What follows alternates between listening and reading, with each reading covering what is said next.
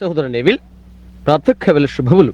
తరగతిగా ఉంది. మరలా మేము తిరిగి వచ్చి అన్నిట్లో అన్ని అయిన ప్రభుని యేసు నామమున మీకు తిరిగి శుభములు చెప్పుటకు మేము ఎంతగానో ఆనందిస్తున్నాము. ఆయనకి స్తుతులు.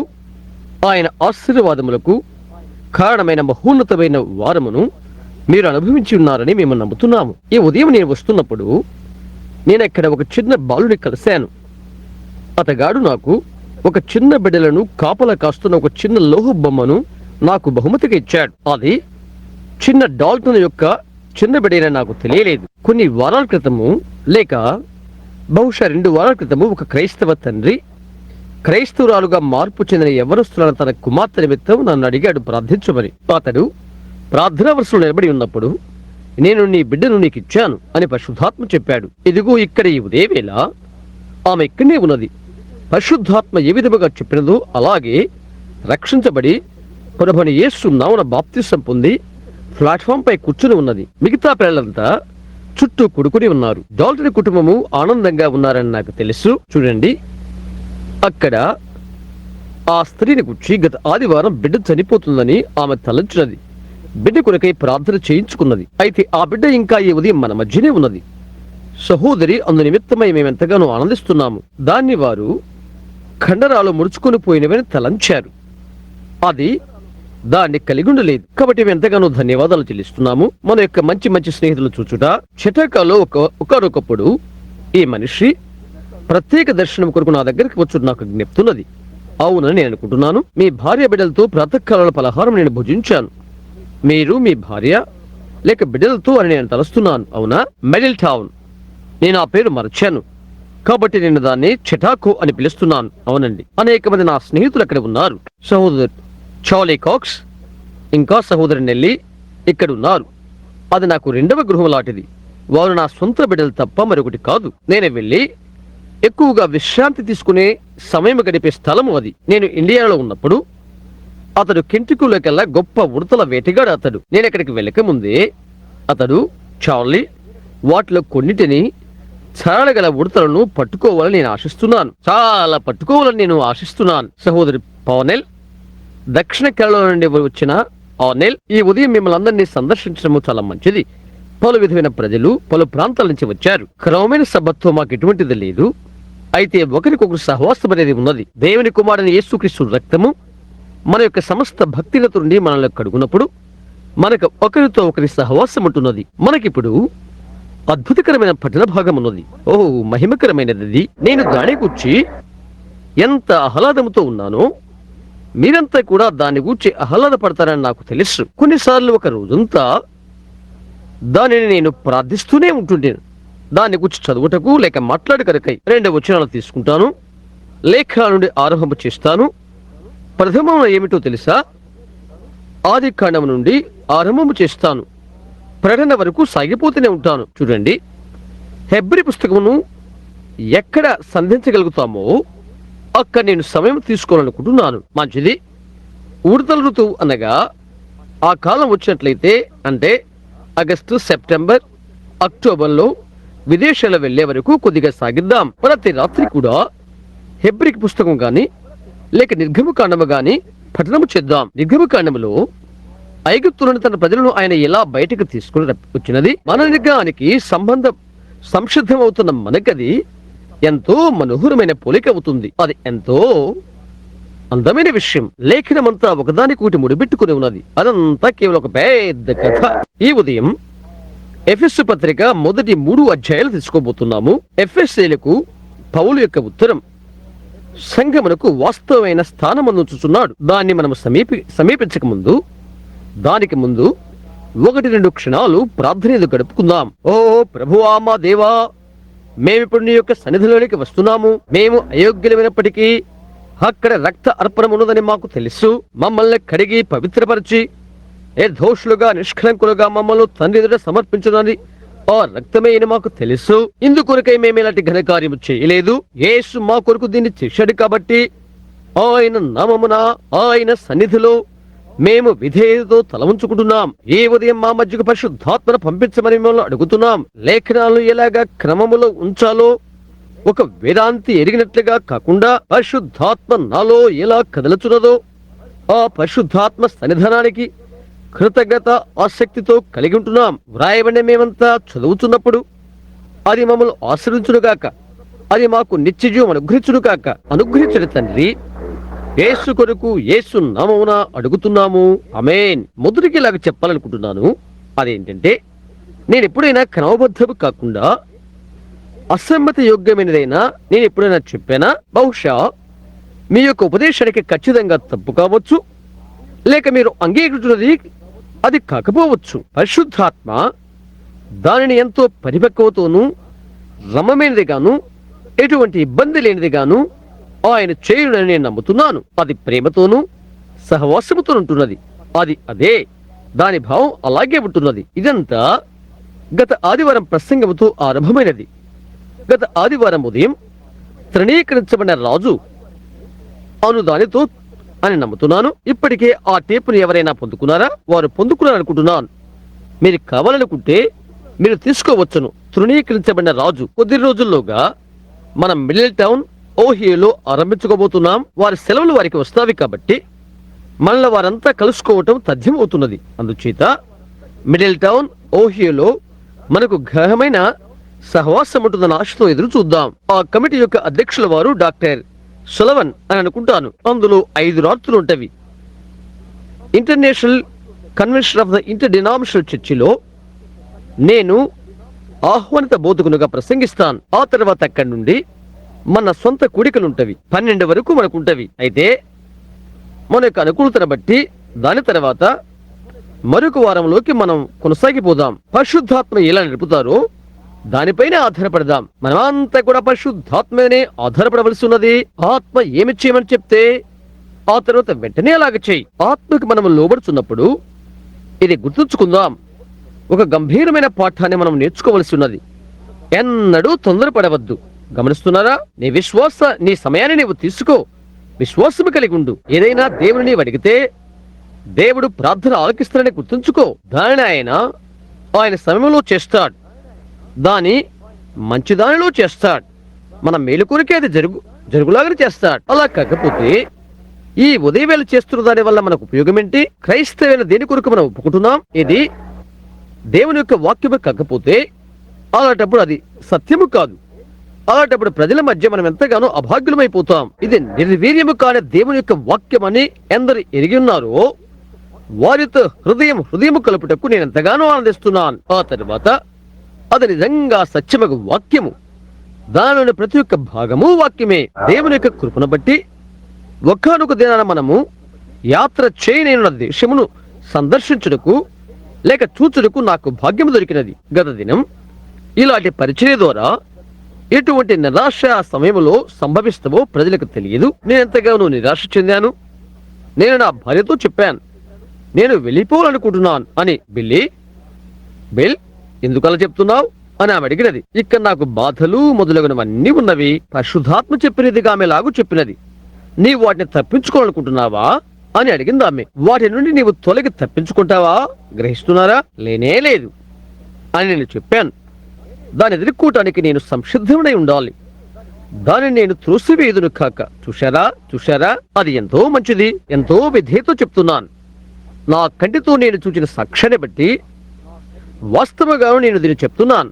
ఇదనగా ఈ బ్రతుకు గతించిన తర్వాత ఏ నరుడు ఆలోచించినటువంటి దేశంలోనికి మనం వెళ్దాం. ఇక్కడ ఎవరైనా క్రొత్తవారు ఉన్నట్లయితే మీరు నన్ను పిచ్చివానిగా తలంచవద్దని నేను దేవుని ప్రార్థిస్తున్నాను. ఏదైనా ఉన్నట్లయితే నేను నమ్మకస్తునిగా ఉండి సత్యమును చెప్పవలసి ఉంటున్నది. ఇక్కడ ఎంతో సత్యం ఉన్నప్పుడు తప్పైన దాన్ని చెప్పడం వల్ల నాకేమి ప్రయోజనం కలుగుతుంది? దాని గురించి ఏదైనా ఎందుకని అబద్ధం చెప్పాలి? చూశారా? అది కేవలం సత్యమే. పౌలు 3వ ఆకాశానికి కొనిపోబడ్డాన్ని నేను నమ్ముతున్నాను. అతడు దాన్ని మాట్లాడటకు తగినవాడు కాదని తాను చెప్పుట్లో ఎలాంటి ఆశ్చర్యం లేదు. అయితే ఒక దినాన అతడు ఇలాగ చెప్తున్నాడు, ఆయన ప్రేమించిన వారికి దేవుడు ఏమి సిద్ధపరుచున్నాడో అవి కంటికి కనబడలేదు, చెవికి వినబడలేదు, మనిషి హృదయమునకు గోచరము కాలేదు అని చెప్తున్నాడు. అదంతా జీవించుడే. ఇక్కడ మనము గడ్డు కుప్ప మీద నివసిస్తున్నాం. అంటే కేవలం ధూళి దిబ్బ మీద, మురికి కారుతున్న పొగ మీద జీవిస్తున్నాం. తద్వారా మనకు మనము కలుషితము కాకపోయినప్పటికీ పాపముగు అగ్ని కణాలు పైనుండి వచ్చు పొగ మీద మనం జీవిస్తున్నాం. బహు బాధ వ్యాకులము కలిగించే విషయం ఇదేనని నేను అనుకుంటున్నాను. అదేదనగా పాతబడిన పట్టణము కుప్ప తెగలబడుతుంది అవుతుంది. అలాంటి దాని యొద్ద మీరు ఎప్పటికైనా ఉన్నారా? అదెంతో భీభత్సమైనది. మురిగిపోయి అన్ని రకాల వాటితో కలుషితమై ఉన్నది. కాల్చబడి పొగ వస్తున్నప్పుడు ఉండే వాసన దుర్వాసన. నీవు ఆ వాసన పిలిచావా? అది నేను తలకిదులు చేస్తున్నది. న్యూ ఆల్బిడికి వెళ్తున్న దారిలో 18వ వీధికి ముందు ఒక పాత దిబ్బ ఉండేది. నేను ఇక్కడికి వెళ్లి వసూలు చేస్తూ మీటర్ లెక్కిస్తూ ఉండేవాడను. నేను రూటు 18కి వెళ్తే ఆ దినం నాకు భయంకరంగా ఉండేది. ఎందుకంటే నేను ఆ భీభత్సమైన పొగ పీల్చవలసి ఉండేవాడను. అయినా అక్కడ కుక్కలు, ఎలుకలు అలాంటి శరీరాలు పడవేసేవారు. దాన్ని కాలుస్తున్నప్పుడు పొగ పైకి వస్తుండేది. అయినప్పటికీ ఈ జీవిత మంచినంతా దాంతో పోల్చవచ్చును. కాల్చబడుట ఆత్మ సంబంధంగా మాట్లాడుకుంటే ప్రతి చోట పాపపు వాసనలే. అయితే ఎక్కడైతే నిరభ్యంతరంగా గాలి వీస్తుందో అక్కడ ప్రతి చోట ప్రేమ, సమాధానం, సంతోషం, నది ఆవల నిత్యజీవం. అయితే మనం యుద్ధభూమిలో ఉన్నాము కాబట్టి మనం అక్కడ పండుకొని త్వరగా లేచి అక్కడికి చేరుకుని అని చెప్పవద్దు.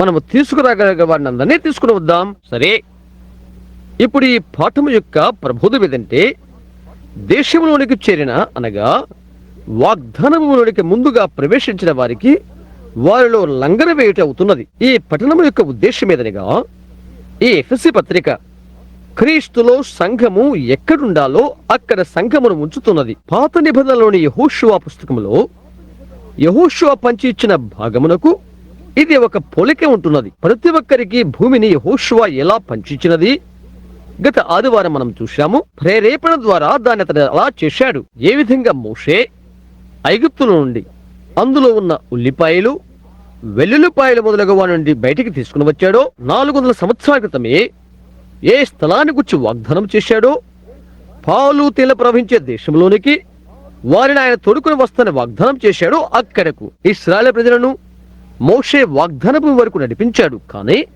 అందులోనికి తీసుకుని వెళ్ళలేదు. ఆత్మ సంబంధంగా యేసు ప్రజలను నడిపించాడు. ఆరంభం నుండి పరిశుద్ధాత్మకు వాగ్దానం చేయబడి ఉన్నది. యేసు వాగ్దానం వరకు మనల్ని నడిపించాడు. అయితే యెహోషువ వలె పరిశుద్ధాత్మ వచ్చి స్వాధీనం చేసుకోవటానికి, నడిపించుటకు, దారి చూయించుటకు, దేశమును స్వాధీనం చేసుకుంటకు, సంఘమును స్వాధీనం చేసుకుంటూ వచ్చాడు. ఆధారములతో దాన్ని మనం చూడగలుగుతున్నాం. మరి ఎక్కడైతే నేను కఠినంగా ఉంటానని సహోదరులలో మిత్రభేదము కలుగు చేస్తేనే ప్రజలు అనుకొనవచ్చును. నేను అలాగ చేయను. దేవుడు నా యొక్క తీర్పరి. నేను అలాంటి వాడిని కాదు. చూశారా, నేను కేవలమును సత్యమును గుర్తింపు చేయవాడిని మాత్రమే. గమనించండి, పరిశుద్ధాత్మ యొక్క నాయకత్వం గాక మనుషుల నాయకత్వాన్ని ఎన్నుకొనుచున్నారు. మనల్ని నడిపించి మన భాగాన్ని పంచిపెట్టడానికి మనం మనుషులను కోరుకుంటున్నాము. ఉదాహరణకు Methodist, Baptist, Presbyterian, Lutheran, Church of Christ, Pentecost మరియు రకరకాల సంఘశాఖల వల్లే వాటిని మనం వెంబడిస్తున్నాం. అయితే ఇక్కడ బైబిల్ గ్రంథంలో అలాంటిది చేయవలని ఉన్నదా? దేవుని బైబిల్ గ్రంథం అంతట్లో ఆయన ఏనాడైనా సంఘాన్ని సంస్థాపకము చేసినట్లు ఏ ఒక్క లేఖన భాగంలో కూడా లేదు. లేక ఎక్కడ కూడా సంస్థాపక సంఘమును గూర్చి మాట్లాడినట్టుగా లేదు. బైబిల్ గ్రంథములో ఏ ఒక్క స్థలమందు కూడా లేదు. అయితే ఎల్లప్పుడూ కూడా దానికి వ్యతిరేక్తమే. లోకంలోని వాటి వలె మనం ఉండాలని ఆయన కోరటలేదు. మనం ప్రత్యేకంగా ఉండాలని ఆయన ఆశిస్తున్నాడు. మనం చెప్తున్న రీతిగా అవివేకంగా ఉండాలని నా భావం కాదు. బయటకు పిలవబడిన వారిగా మనం ఉండాలని నా భావం.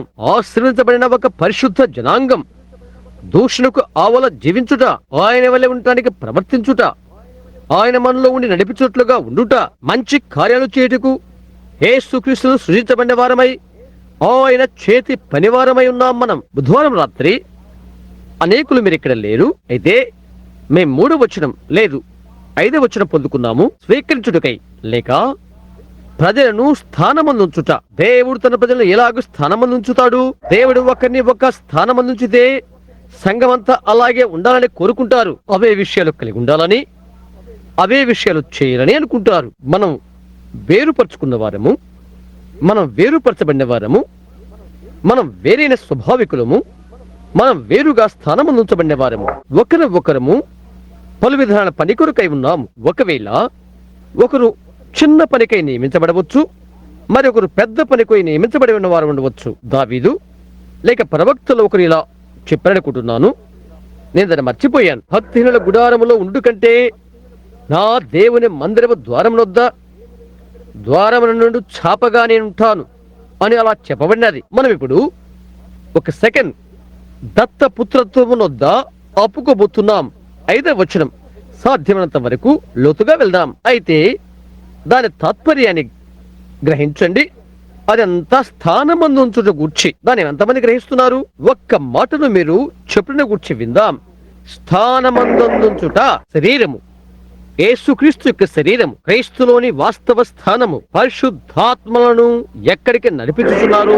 ఇక్కడే మీరున్నారు. అది అర్థం చేసుకున్నారా? మీరు గ్రహిస్తున్నారా? ఎఫెసీ పుస్తకం మనలను వాస్తవ స్థానములో ఉంచుతున్నది. అది చేటి కొరకై. ఈ బౌద్ధికుడైన ఉపాధ్యాయుడు పౌలును గమనించండి. ప్రథమంగా దూరమైపోవుటయను అభిప్రాయాన్ని అతను త్రోసివేస్తున్నాడు. ఈ రోజు నేను క్రైస్తవునిగా ఉండి రేపు దాన్ని విడిచిపెట్టినను దానిని అతను త్రోసిపుచ్చుతున్నాడు. మరుసటి రోజు దేవుడు నన్ను శిక్షించాడు, తర్వాత రోజు నేను తిరిగి వచ్చాను అనేది అదంతా బుద్ధిహీనమైన విషయం.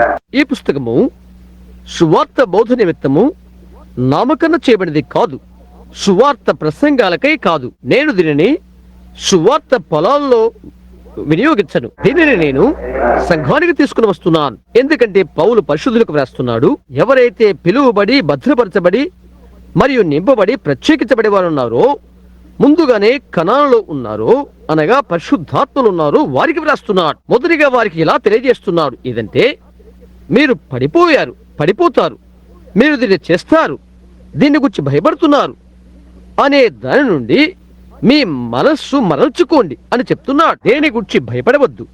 మీరు ఎక్కడ ఉన్నారో, మీరు ఎవరై ఉన్నారో, మీరు ఎలా నిలబడి ఉన్నారో అలాంటివన్నీ అతడు తెలియజేయడానికి ప్రయత్నం చేస్తున్నాడు. నీవు తప్పుడు కార్యాలు చేయవచ్చు. ఎప్పుడైనా నీవు తప్పు చేస్తున్నప్పటికీ దానికి ఫలాన్ని నువ్వు పొందుకోబోతావు. అవునండి, నీవు ఏమి విత్తుతావో ఆ పంటనే కోస్తావు. అయితే రక్షణ కూర్చున్నటువంటిది ఆ ఒక్క విషయం కాదు. నీవు దేవుని ఆత్మలో జన్మించినప్పుడు నీవు నిత్య జీవాన్ని పొందుకొని ఉన్నావు. నీవిక చనిపోలేవు. దేవుడు చనిపోడు కాబట్టి నీవు దేవుని యొక్క భాగము, నీవు దేవుని యొక్క కుమారుడువు. నేను ఒక బ్రెన్హాంగా జన్మించాను, నీవు నాకు ఇంకొక పేరు పెట్టవచ్చును. అయితే ఒక తక్కువ దానిగా చేయలేవు. నేను ఇంకా బ్రెన్హాంనే. నేను బ్రెన్హాంగా జన్మించాను, ఎప్పుడు కూడా బ్రెన్హాంగానే ఉంటాను. నేను ఒక కురీపిని ఒక దినాన అలా ఉండవచ్చు. కీళ్లవాతం యొక్క జబ్బుతో బలహీనముడు కావచ్చును. నేను విరిగిపోయి చీల్చబడి ఒక జంతువులకు కనిపించవచ్చును. అయితే నేను ఇంకా బ్రెన్హాంగానే ఉంటాను. ఎందుకని? బ్రెన్హాం యొక్క రక్తము నా లోపల ఉన్నది కాబట్టి. అదే నీవు కూడా అలాగుంటావు. ఇప్పుడు గుర్తుంచుకోండి, క్రీస్తులో దూరంగా ఉన్న వారిని గురించి నేను మాట్లాడలేదు, క్రీస్తు లోపల ఉన్న వారిని గురించి నేను మాట్లాడుతున్నాను. క్రీస్తులో ఎలాగు చేరుతావు? ఒక్క ఆత్మను బట్టి. పెద్ద SPRIT. దాని అర్థం ఒక పరిశుద్ధాత్మను బట్టి. ఒక్క శరీరంలోనికి మనమందరం బాప్తిసం పొందాము. ఎలాగందులో మనం చేరుతాము?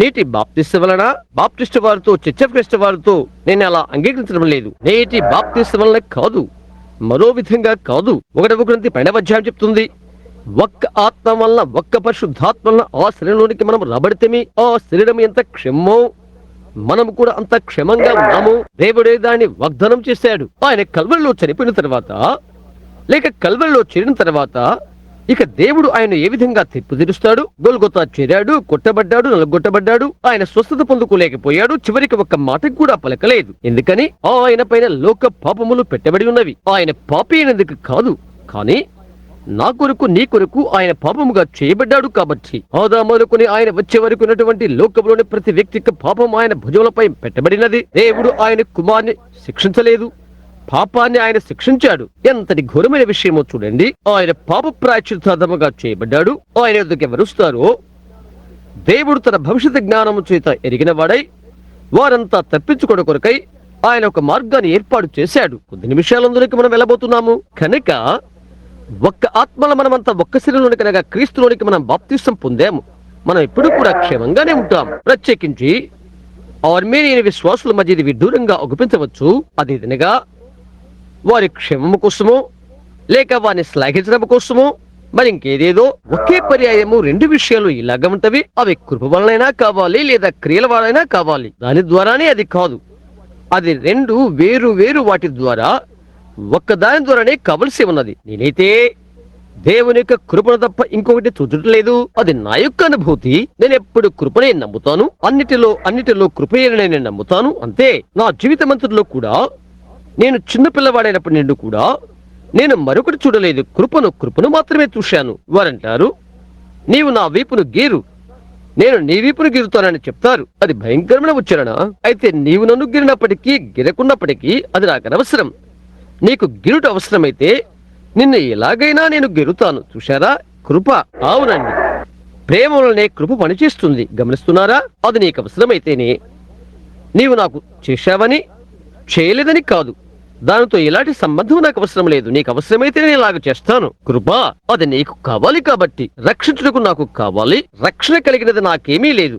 నాకు నేనుగా నేనేమీ చేసుకోలేను. నన్ను రక్షించగలిగింది నాకేదీ లేదు. అయితే నేను రక్షణ పొందాలి. ఎందుకంటే నేను దేవుని నమ్మాను కాబట్టి. దేవుడు ఆయన కుమారుని పంపాడు. పాప శరీరాకముతో నా స్థానంలో శ్రమ అనుభవించడం కోసము కృపచేత నేను రక్షించబడ్డాను. నేను ఏ ఒక్కటి చేయలేదు, నీవు చేయలేదు. నీవు రక్షించ కోసం జగత్తుకు పునాది వేయబడక ముందే ఎవరినైతే ఆయన ముందుగా ఎరిగిన్నాడో.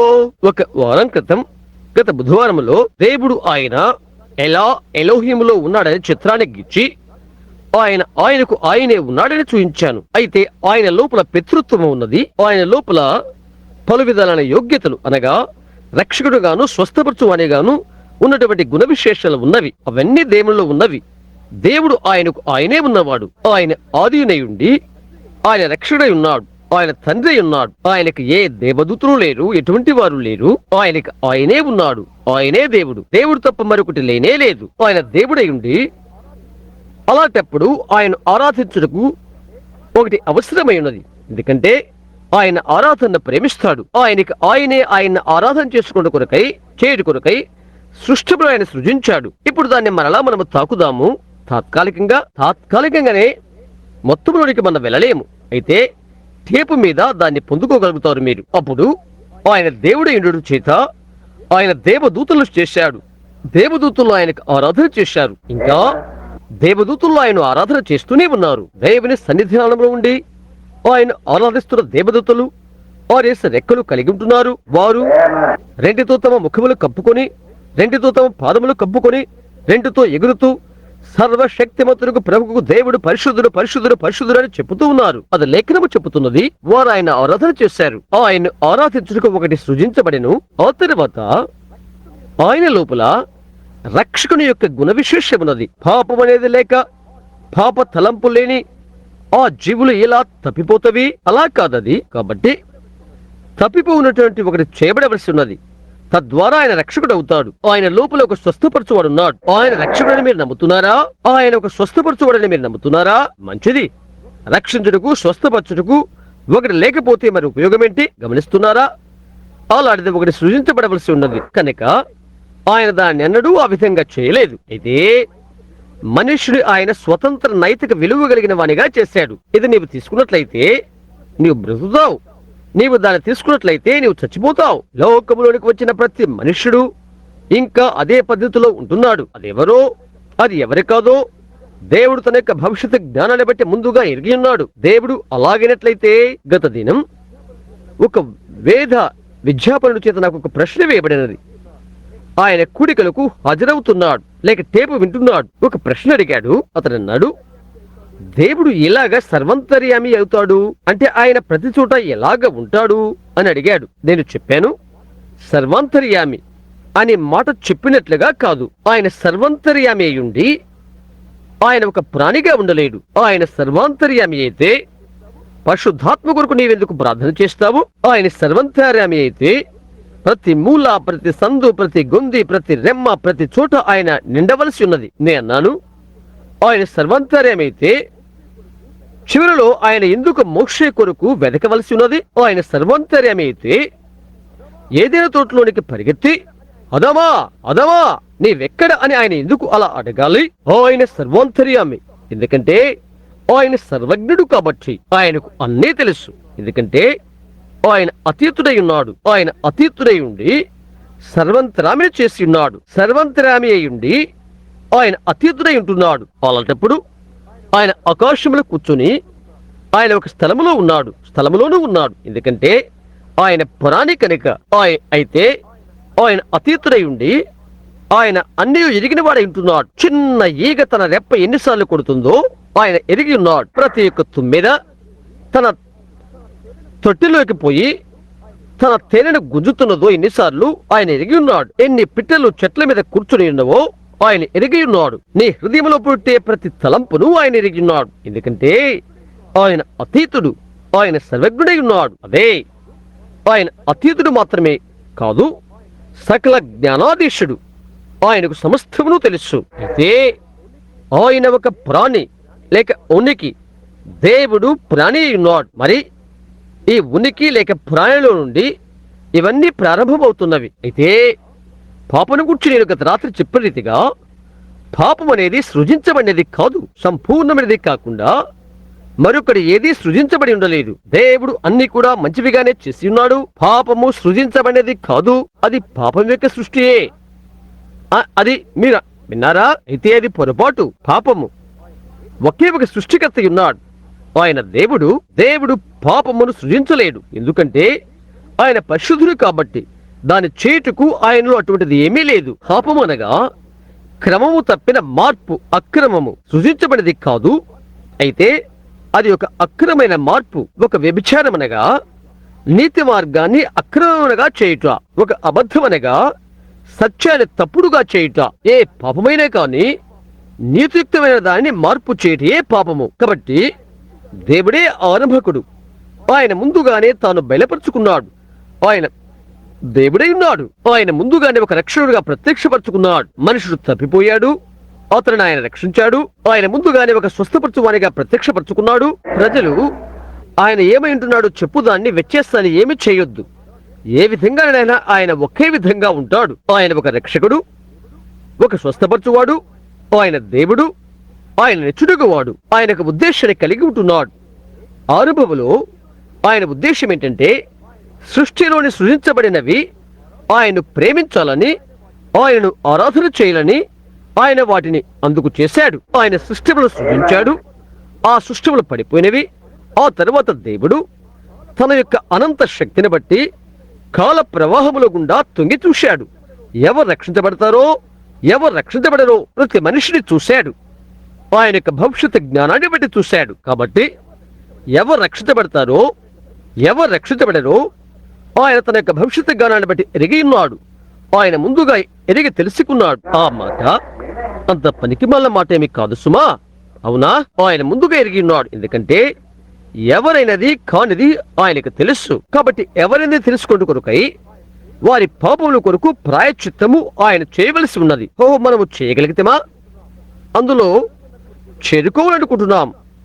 క్రిందన్న కొద్ది వచనాలుగా చూద్దాం. నిత్య జీవం కొరకు ఆయన మనల్ని ముందుగా ఏర్పరచుకున్నాడు. ప్రతిదీ ప్రక్కకు పెట్టేది ఎవరో ఆయన ఎరిగిన వాడై ఉన్నాడు. లోకస్తుల అది ఎంత విడ్డూరంగా ఉన్నప్పటికీ అది ఏ ఒక్కటి వారికి వర్తించదు. ఎందుకంటే వారు దేవుని బిడ్డలు కాబట్టి. ఆయన వారిని పిలిచాడు. యేసు యొక్క రక్తము ఒక పరిహారము కొరకై, రక్త పరిహారము కొరకై ఆయన యేసును పంపించాడు. ఒక ప్రాయశ్చిత్తార్థము కొరకై, లేక ఒక పరిగ్రహము కొరకై, లేక ఒక శుద్ధి కొరకై నిరంతరం ఉండే శుద్ధీకరణ పద్ధతి. ఏదో ఒకసారి ఒక జీవులకు కాదు, కానీ నిత్యము జీవిస్తూ విజ్ఞాపన చేయుట.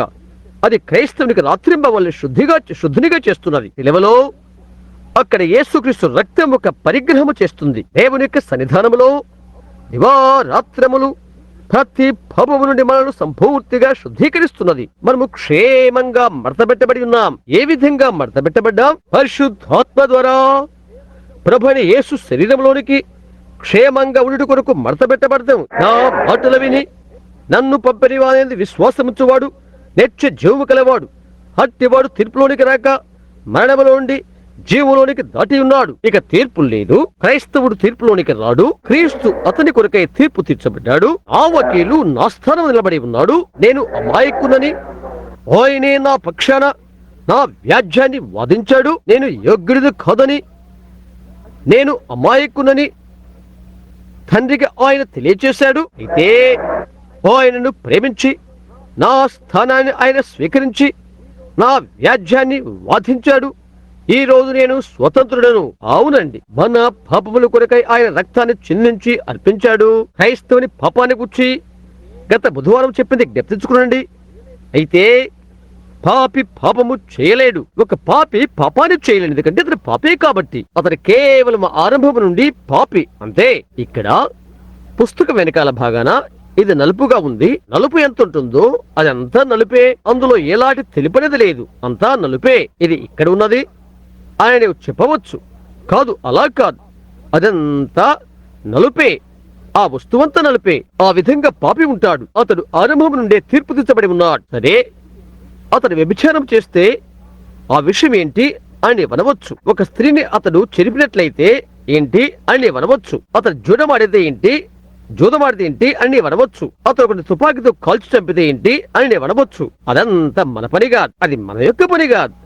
దాన్ని గూర్చి జాగ్రత్త తీసుకోవడానికి మనకు చట్టాలున్నవి. మనము దిద్దుబాటు చేసేవారము కాదు, మనము సువార్త బౌద్ధికులం. అతను చేసిన దాన్ని బట్టి మనం అతని తీర్చము. అతను వ్యభిచారం చేసిన దాన్ని బట్టి మనం తీర్పు తీర్చము. అతని పాపి కనుక మనం తీర్పు తీరుస్తాం. అతని క్రైస్తవుడైతే అది అతడు చేయడు. అవును, అతడు మార్చబడినట్లయితే అతడు చేయడు. అయితే అతని పాపి కాబట్టి అది అతన్ని అలాగ చేస్తుంది. అక్కడే లీగలిస్ట్ వారి బారి నుండి సత్తా పలిక వారిని త్రోసివేసేది అక్కడే ఉంది. అవును సహోదరుడా, నేను నీకు చెప్తాను, అది క్రియల మూలముగా కాదు గాని విశ్వాసమును బట్టి కృపచేతనే మనం రక్షించబడి ఉన్నాం. అవునండి, నేను ఈ లీగలిస్ట్ సహోదరులను నేను తీర్పు తెచ్చను. వారు నా సహోదరులు. మిగతా వారు ఎలాగున్నారు వారు అలాగే ఉన్నారు. ఎందుకంటే ఆయన సంఘమునుట కొరకై ఆయన ముందుగానే దాన్ని నయించాడు. అయితే విషయం ఏదంటే ప్రజలు నీవెంతగానో చీల్చివేస్తున్నావు, అది వారికి తెలియదు. ఈరోజు మంచిది, అలాగైతే వారిని తెలుసుకుని లోకం యొక్క తపన వారిలో ఉన్నంత కాలము వారెక్కడ అసలు ఉన్నవారే కాదు. నా భార్యలా నేను నమ్మకంగా ఉండట్లేదు, ఎందుకంటే ఆమె నాకు విడాకులిస్తుందేమో అని అనుకుంటున్నాను. నేను నా భార్యలా నమ్మకంగా ఉంటున్నాను, ఎందుకంటే నేను ఆమెను ప్రేమిస్తున్నాను. మేము తీసుకున్నది చట్టపరమైన పద్ధతే. మేము ఒకరినొకరిని ప్రేమించడనేది మొదటిగా అది అక్కడ కలిగి ఉన్నది. అక్కడ ప్రేమ ఉండవలసి ఉన్నది. నేను ఆమెను ప్రేమిస్తున్నాను. నేను ఒక తప్పు చేశానని ఆమె అనుకున్నప్పుడు ఆమె నన్ను క్షమిస్తుంది. ఇక దాన్ని నేను చేయను. నేను ఆమెను ప్రేమిస్తాను. అలాగే ఉంటుంది క్రీస్తుతో కూడా. నేను 50 సంవత్సరాలు వాడను. నేను 90 సంవత్సరాలు 100 సంవత్సరాలు జీవించినట్లయితే, ఇక 50 సంవత్సరాలు బోధించుకుని నాకు ఉన్నట్లయితే, నేను ఇక టైం గురించి బోధించను.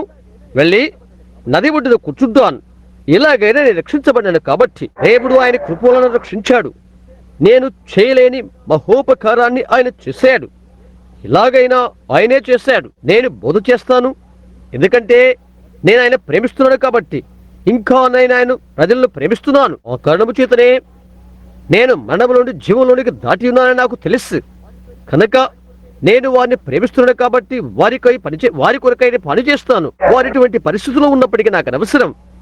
వారికై నేను పనిచేస్తాను. ఎలాగైనా వెళ్ళి వారిని తీసుకునిరా, ఎలాగైనా వారిని లాక్కునిరా. దైవ సేవకులు అంగీకరించకపోయినా, వేరే వారు అంగీకరించకపోయినా, సంఘర్షకులు అంగీకరించకపోయినా అది నన్ను నిలుపు చేయలేదు. ఏదో ఒకటి ఉన్నది, అది ఆయన్ను ఆపలేదు. ఆయన అవిశ్వాసం యొక్క మధ్య స్థలంలోనే ఆయన వచ్చను, అది ఆయనను ఆపు చేయలేదు. ఎలాగైతేనే అందులో ఉండే ఆయన బయలుదేరాడు, అదే మనము చేస్తుంది. వెళ్ళి వారిని తీసుకుని వచ్చుట. ఇలాగైనా వారిని పట్టుకోవాలి. ఏమైనప్పటికీ వెళ్ళు, లాగు, నీ సంపూర్ణ బలముతో పట్టుకో. వారెవరైనా నీకు తెలియదు, వారిని రక్షించు. అది ప్రేమ చేతనే కలుగుతున్నది. నేనేదో చేయవలసి ఉన్నదని కాదు. నేను ప్రేమిస్తున్నాను కాబట్టి, నీవు ప్రేమిస్తున్నావు కాబట్టి నేను ఆ స్త్రీని సరిచేటి కొరకై వెళ్ళవలసి ఉన్నది. ఇప్పుడే నేను అది చేస్తాను. నేను గుడికి వెళ్తాను కనుక నేను అది సరిచేయవలసి అనుకుంటున్నాను. లేదు, నీవే ప్రప్రదంగా సరిచేసుకునవలసి ఉన్నది. చూశారా, దేవుని ప్రేమ నీ హృదయంలో లేనట్లయితే ఒకటి లేక ఒకరు నీవు తప్పక చెప్పవలసి ఉన్నది ఒకరికి. ఆ తర్వాత నీవు వెళ్ళి దేవునితో సరిచేసుకో. ఆ తర్వాత నీ పొరుగువానితో సరిచేసుకో. యేసు అదే బోధించాడు. ఆయన చెప్పాడు, నీవు బలిపీఠం దగ్గరికి వచ్చినప్పుడు నీ సహోదరుని ఎడల లేక నీ పొరుగువాని ఎడల ఏదైనా అచ్చుడినది ఉన్నట్లయితే మొదటగా వెళ్ళి అతనితో సరిచేసుకో. సరే, ఇప్పుడు రాబోతున్న కలలలు ప్రత్యక్షతలు బుధవారం మనం పొందుకున్నాము. తిరిగి ఉదయం దేవుని కుమారుల ప్రత్యక్షతను మనం చూడబోతున్నాం. దాని కొరికే దేవుడు ఎదురు చూస్తున్నాడు. ఆ తర్వాత కడవరి కాలములో ఆయన ఎదుట మనమంతా నిలబడతాము. దేవదూతలు తప్పిపోలేదు. మనం ఏ విధంగా ఆశీర్వాదాలతో ఆనందిస్తున్నామో అది వారికి తెలియదు. వారెన్నడూ తప్పిపోలేదు. అయితే నేను ఎక్కడి నుండి వచ్చానో, ఏ బండ నుండి చెక్కబడ్డానో నాకు తెలుసు. ఒక పాపి, నీవు ఎక్కడి నుండి చెక్కబడ్డావో నీకు తెలుసు. మనం అది తెలుసుకున్నట్లయితే ఆ తర్వాత దేవుని ఎదుట మనము నిలబడగలము. ఓహో, ఆ రోజు ఎంతటి మంచి రోజు. తర్వాత దత్తపుత్రత్వము, స్థానమందుచుట, దేవుని మంచితనము కార్యరూపము దాల్చుట. ఇది నేను మీకు ఇచ్చినట్లయితే ఆ తర్వాత 5వ వచనం ఆరంభించుకుందాం. నేను చదవాలనుకుంటున్నాను. తన చిత్త ప్రకారమైన దయా సంకల్పము చొప్పున యేసుక్రీస్తు ద్వారా తనకు కుమారులుగా స్వీకరించుటకై మనల ముందుగా నిర్ణయించుకుని దత్తపుత్రత్వము చేయుట, స్థానములో ఉంచుట, ఆయన చిత్తము చేయనది దేవునికి ఆనందకరమైన విషయం. ఇప్పుడు ఆయన చేస్తుంది ఏంటి? ఆయన సంఘాన్ని నిర్ణయ స్థానం అందుచుతున్నాడు. మొట్టమొదటి ఆయన సంఘాన్ని పిలిచాడు. మెథడిస్ట్, ప్రెస్బిటేరియన్, లూథరన్, బాప్టిస్ట్ వారిని పిలిచాడు. ఆ తర్వాత ఆయన ఏమి చేశాడు? పరిశుద్ధాత్మను పంపి పరిశుద్ధాత్మ బాప్తిస్మ వారికి ఇచ్చాడు. పెంతెకోస్తు వారనే మీరు దీన్ని మీ హృదయంలో నుండి తీసివేసేయాలని నేను కోరుతున్నాను. పెంతెకోస్తు ఒక సంఘ శాఖ కాదు. పెంతెకోస్తు ఒక అనుభవము. అది పరిశుద్ధాత్మ. అది ఒక స్థాపక సంఘము కాదు. పరిశుద్ధాత్మ నీవు స్థాపనము చేయలేవు. దానికి ఆయన నిలవడు. నీవు పిలుచున్నదేదో దాన్ని స్థాపకము చేయగలవు. అయితే పరిశుద్ధాత్మ వెళ్ళిపోతాడు. నీవు ఎక్కడున్నావో అక్కడే కూర్చుంటావు. అలా వెళ్ళిపోతూనే ఉండును. గమనిస్తున్నారా? పెంతెకోస్తు ఒక స్థాపక సంఘము కాదు. పెంతెకోస్తు ఒక అనుభవము. ఆ తర్వాత దేవుడు ఆయన బిడ్డలకు పరిశుద్ధాత్మ ద్వారా క్రొత్త జన్మను ఇచ్చాడు. వారు నజరేన్లు పిలిగ్రిమ్ హోల్నెస్ ద్వారా తాము శుద్ధి చేసుకోవడం ద్వారా వారు దానికి సమీపంగా వచ్చారు. ఆ తర్వాత పెంతెకోస్తు అనుభవములోకి, పరిశుద్ధాత్మ బాప్తిస్మము, వరములు తిరిగి పొందుకుంటులోకి వారు వచ్చారు. వారు భాషలు మాట్లాడారు, భాషలకు అర్థము చెప్పారు. స్వస్థత వరాలు, అద్భుతాలు, సూచిక్రియలు వారిని వెంబడించినవి. ఎప్పుడు వారు బిడ్డలయ్యారు, దేవుని బిడ్డలయ్యారు. క్రీస్తులో వారు స్థానమందున్నారు. జన్మ ద్వారా బిడ్డలయ్యారు. వారు క్రొత్త జన్మ, మార్పు చెందుట, అదే పరిశుద్ధాత్మ. పరిశుద్ధాత్మని పొందుకునే వరకు నీవు మారు మనసు పొందలేదు సుమా. అతని లేఖనము చెబుతున్నది. ఎవరినైనా అడుగు, నీ లేఖనాన్ని చదువు. యేసు పేతురుతో చెప్పాడు, ప్రభు అయిన యేసునందు విశ్వాసముట ద్వారా అతను నీతిమంతుడుగా తీర్చబడ్డాడు. ఒక అపోస్తులుగాను ఆయన వెంబడించువానిగాను అతడు అయ్యాడు. పరలోక రాజ్య తాలపు చెవులు యేసు అతనికిచ్చాడు. యేసు 17:17, యోహాను 17:17 ఆయన వారిని ప్రతిష్ఠించాడు. వారికి అధికారం అనుగ్రహించాడు. దయ్యాలములుగా వాటి వెల్లడిగొట్టుకొట్టుకై వారిని పంపించాడు. వారిని శుద్ధీకరించాడు. తండ్రి, వారిని ప్రతిష్ఠించుము. నీ వాక్యమును బట్టి, నీ వాక్యమే సత్యము. వారి కొరకు నన్ను నేను ప్రతిష్ఠ చేసుకొనుచున్నాను. నేను విన్నటువంటి మాటలన్నిటి కూడా అది మధురమైన మాట. తండ్రి, వారి నిమిత్తము నన్ను నేను ప్రతిష్ఠించుకొనుచున్నాను. ఆయన ఒక గృహాన్ని కలిగి కొరకై హక్కు కలిగి ఉన్నాడని మీకు తెలుసా? ఆయన ఒక నరుడు. ఆయన ఒక భార్యని కలిగి ఉండటానికి హక్కు కలిగి ఉన్నాడని తెలుసా? ఆయన ఒక నరుడు. ఇవన్నీ కలిగి ఉండటానికి ఆయనకు హక్కు ఉన్నది. ఆయన చెప్తున్నాడు, తండ్రి, వారి నిమిత్తము నేనుగా ప్రతిష్ఠించుకొనుచున్నాను. నన్ను నేను ప్రతిష్ఠించుకొనుచున్నాను. గత దినాన నేను ఒక చిన్న బోధకునితో మాట్లాడుతున్నాను. ఇక్కడ ఆ దారి మార్గాన అతని కొరకై కొన్ని రాత్రులు నేను బోధించనై ఉన్నాను. ఒక విషయాన్ని గురించి అతను అడిగాను. అవును సహోదరు అబ్రహాం, అయితే నా వారు చాలా మంది దానిని నమ్మరు అని అతను చెప్పాడు. ఎక్కువ మంది వారిలో లీగలిస్ట్లా అని అన్నాను. సహోదరుడు దానిని నమ్మడు. ఇదే అతను చెప్పాడు, వారి కొరకు అని అన్నాడు. అతని మెడ కౌగులించుకోవాలనుకున్నాను. చూశారా?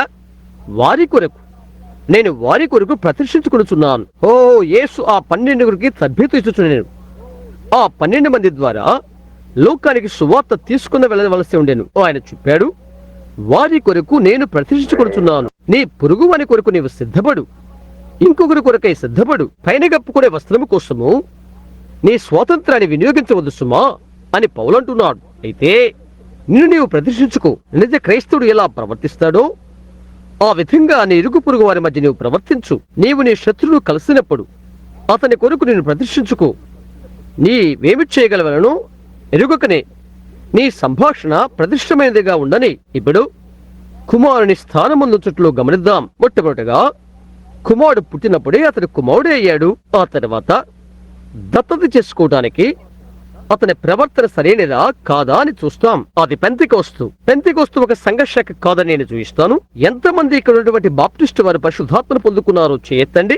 ఎంతమంది ఇక్కడ ఉన్న మెథడిస్టులు పరిశుద్ధాత్మను పొందుకున్నారో చేతులెత్తండి. ఎంతమంది ఇక్కడ ఉన్న నజరీనులు పరిశుద్ధాత్మను పొందుకున్నారో చేతులెత్తండి. ప్రెస్బిటేరియన్లు పరిశుద్ధాత్మను పొందిన వారు చూయించండి. లూథరన్లు పెంతెకోస్తు వారికి కాకుండా ఇతర సంఘశాఖలకు చెందిన వారు ఎంతమంది మీలో పరిశుద్ధాత్మను పొందుకున్నారో చేతులు చూయించండి. చూశారా? కనుక పెంతెకోస్తు అనేది ఒక సంఘశాఖ కాదు, అది ఒక అనుభవం. దేవుడు నిన్ను క్రీస్తు శరీరంలోకి స్వీకరించాడు. ఇప్పుడు ఆయన ఏమి చేస్తాడు? నీ యొక్క మంచి ప్రవర్తన బట్టి నిన్ను నీవుగా ప్రతిష్ఠ చేసుకుని రుజువుపరుచుకున్న తర్వాత లోకమేమని తలంచినా పర్వాలేదు, పరిశుద్ధాత్మకు లోబడతావు. చూడండి, దీన్ని నేను కఠినంగా రుద్దబోతున్నాను అంటే చెప్పాలనుకుంటున్నాను. నేను కఠినై ఉన్నాను అని కాదు. దయచేసి నిజంగా అలాంటి వాడు నేను కాదు. నిజంగా పనికి మాలిన వాడు నన్ను తలంచవద్దు. నేను అలాగుండాలని కోరుకోను. నన్ను ఆయాసపరిచేది ఏదంటే దేవుడు పంపిన ఈ సత్యమును ప్రజల యొద్దకు తీసుకుని వెళ్ళి వారికి బోధించాలని. అయితే వారు వెనుకకు తిరిగిపోయి అవే కార్యాలను చేస్తూ పరిశుద్ధాత్మను పొందామని చెప్తారు. అది నిన్ను సంపూర్తిగా పాడు చేస్తుంది. చూశారా? ఏంటి కారణం? అదే స్థానానికి వారు వచ్చారు కాబట్టి. ఇశ్రాయేలు జనాంగం వలె వారికి ఒక రాజు కావాలి. అతడు అమోరీయులు, అమాలేకులు, ఫిలిష్తుల వలె వారిని పరిపాలన చేయాలి. స్త్రీలారా, పురుషుల యొక్క వస్త్రాలు ధరించడం మీకు తప్పని తెలియదా? మీకు తెలియదా? మీ వెంట్రుకలు కత్తిరించుకోవడం మీకు తప్పని తెలియదా? పొగ త్రాగడం, అలా ప్రవర్తించుట మీకు తప్పని తెలియదా? నీ ఇంటికి నీవు యజమానుడుగా నీవు ఉండకుండా ఉండుట అనేది నీకు తప్పని తెలియదా? నీ భార్య ఏదో చిన్న కోపం వచ్చి నేను ఇంట్లో నుండి బయటకు నెట్టివేస్తే, అవును ప్రియా, నీకు మెలుగురు మరలా వస్తాను అని ఇంట్లో నుండి బయటకు వెళ్ళిపోతావు. తప్ప నీకు తెలియదా? నీ సొంత గృహంలోనే నీవు సరిచేసుకోలేకపోతే దేవుడి ఇంట్లో నీవు ఎలా సరిగా ఉంటావు? అది నిజంగా వాస్తవమైన విషయం. సహోదరి, నీ భర్త నీకు కేవలం భర్త మాత్రమే కాదు, నిన్ను పరిపాలించువాడని నీకు తెలియదా? దేవుడు అలాగ చెప్పాడు. కాబట్టి భర్త మోసపరచబడలేదు, కానీ స్త్రీ మోసపరచబడింది. బౌద్ధకులైన మీరు దేవుని వాక్యం దాన్ని ఖండిస్తున్న ఎరిగి కూడా మీ సంఘాల్లో ఆడ పాస్టర్లను, స్త్రీ బోధకులను నియమిస్తున్నారు. బైబిల్ గ్రంథంలో ఎలాంటి ఒక్క ముక్క కూడా ఆధారం లేకున్నప్పటికీ మీరు ఇంకా తండ్రి యొక్క కుమారుని యొక్క పరిశుద్ధాత్మ యొక్క నామమున బాప్తిసమిచ్చునను వాడుచున్నారు. తండ్రి యొక్క కుమారుని యొక్క పరిశుద్ధాత్మ యొక్క నామములో ఎవరైనా బాప్తిసమిచ్చినట్లుగా ఏ ఆర్చ్ బిషప్ గాని ఏ వ్యక్తి గాని చూయించమని నేను అడుగుతున్నాను. యేసు నామములో కాకుండా మరో విధంగా ఎవరైనా ఎక్కడైనా బాప్తిసమిచ్చారో ఎవరైనా నాకు చూయించండి. ఆయన వస్తున్నాడండి నమ్మి వారు బాప్తిసమిచ్చారు. అయితే ఆయన ఎవరో తెలియదు వారికి. అయితే దాన్ని వారు గుర్తించిన తర్వాత యేసుక్రీస్తు నామమున తిరిగి వారు బాప్తిసమిచ్చారు. ఒకరు నాకు చూయించాలి. అసెంబ్లీస్ ఆఫ్ గాడ్ వారిని, బాప్టిస్ట్ వారిని, ప్రెస్బిటేరియన్ వారిని, ఇతరత్ర బోధకులను అడిగాను. వారు చూయించలేదు. దాని గురించి వారు మాట్లాడలేదు కూడా. నేను లేఖనాన్ని చూడాలి. ఆ తర్వాత నేనొక మూఢునవుతాను, నేనొక మతి తప్పిన వాడిని అవుతాను. నీకు సత్యమును చెప్పినందుకు నేను ఒక పిచ్చివాడను. అది నిజమైన సహోదరులారా. ఒక మనుష్యుడు దేవుని కొరకు అమ్ముడుపోయినట్లయితే నీ తలాన్ని, నీ మూలధనాన్ని, నీ పేపాయిని నీవు అమ్ముకున్నావు. నీవు ప్రక్కకొచ్చావు. నీవు ప్రత్యేక జీవివి. పిలువబడిన వారు అనేకులు, ఏర్పరచబడిన వారు కొద్దిమందే. అవును, అనేక మంది ప్రజలు పిలువబడ్డారు. నీ హృదయంలో నీకు ఒక పిలుపున్నది. అవును, నేను దేవుని నమ్ముతున్నాను.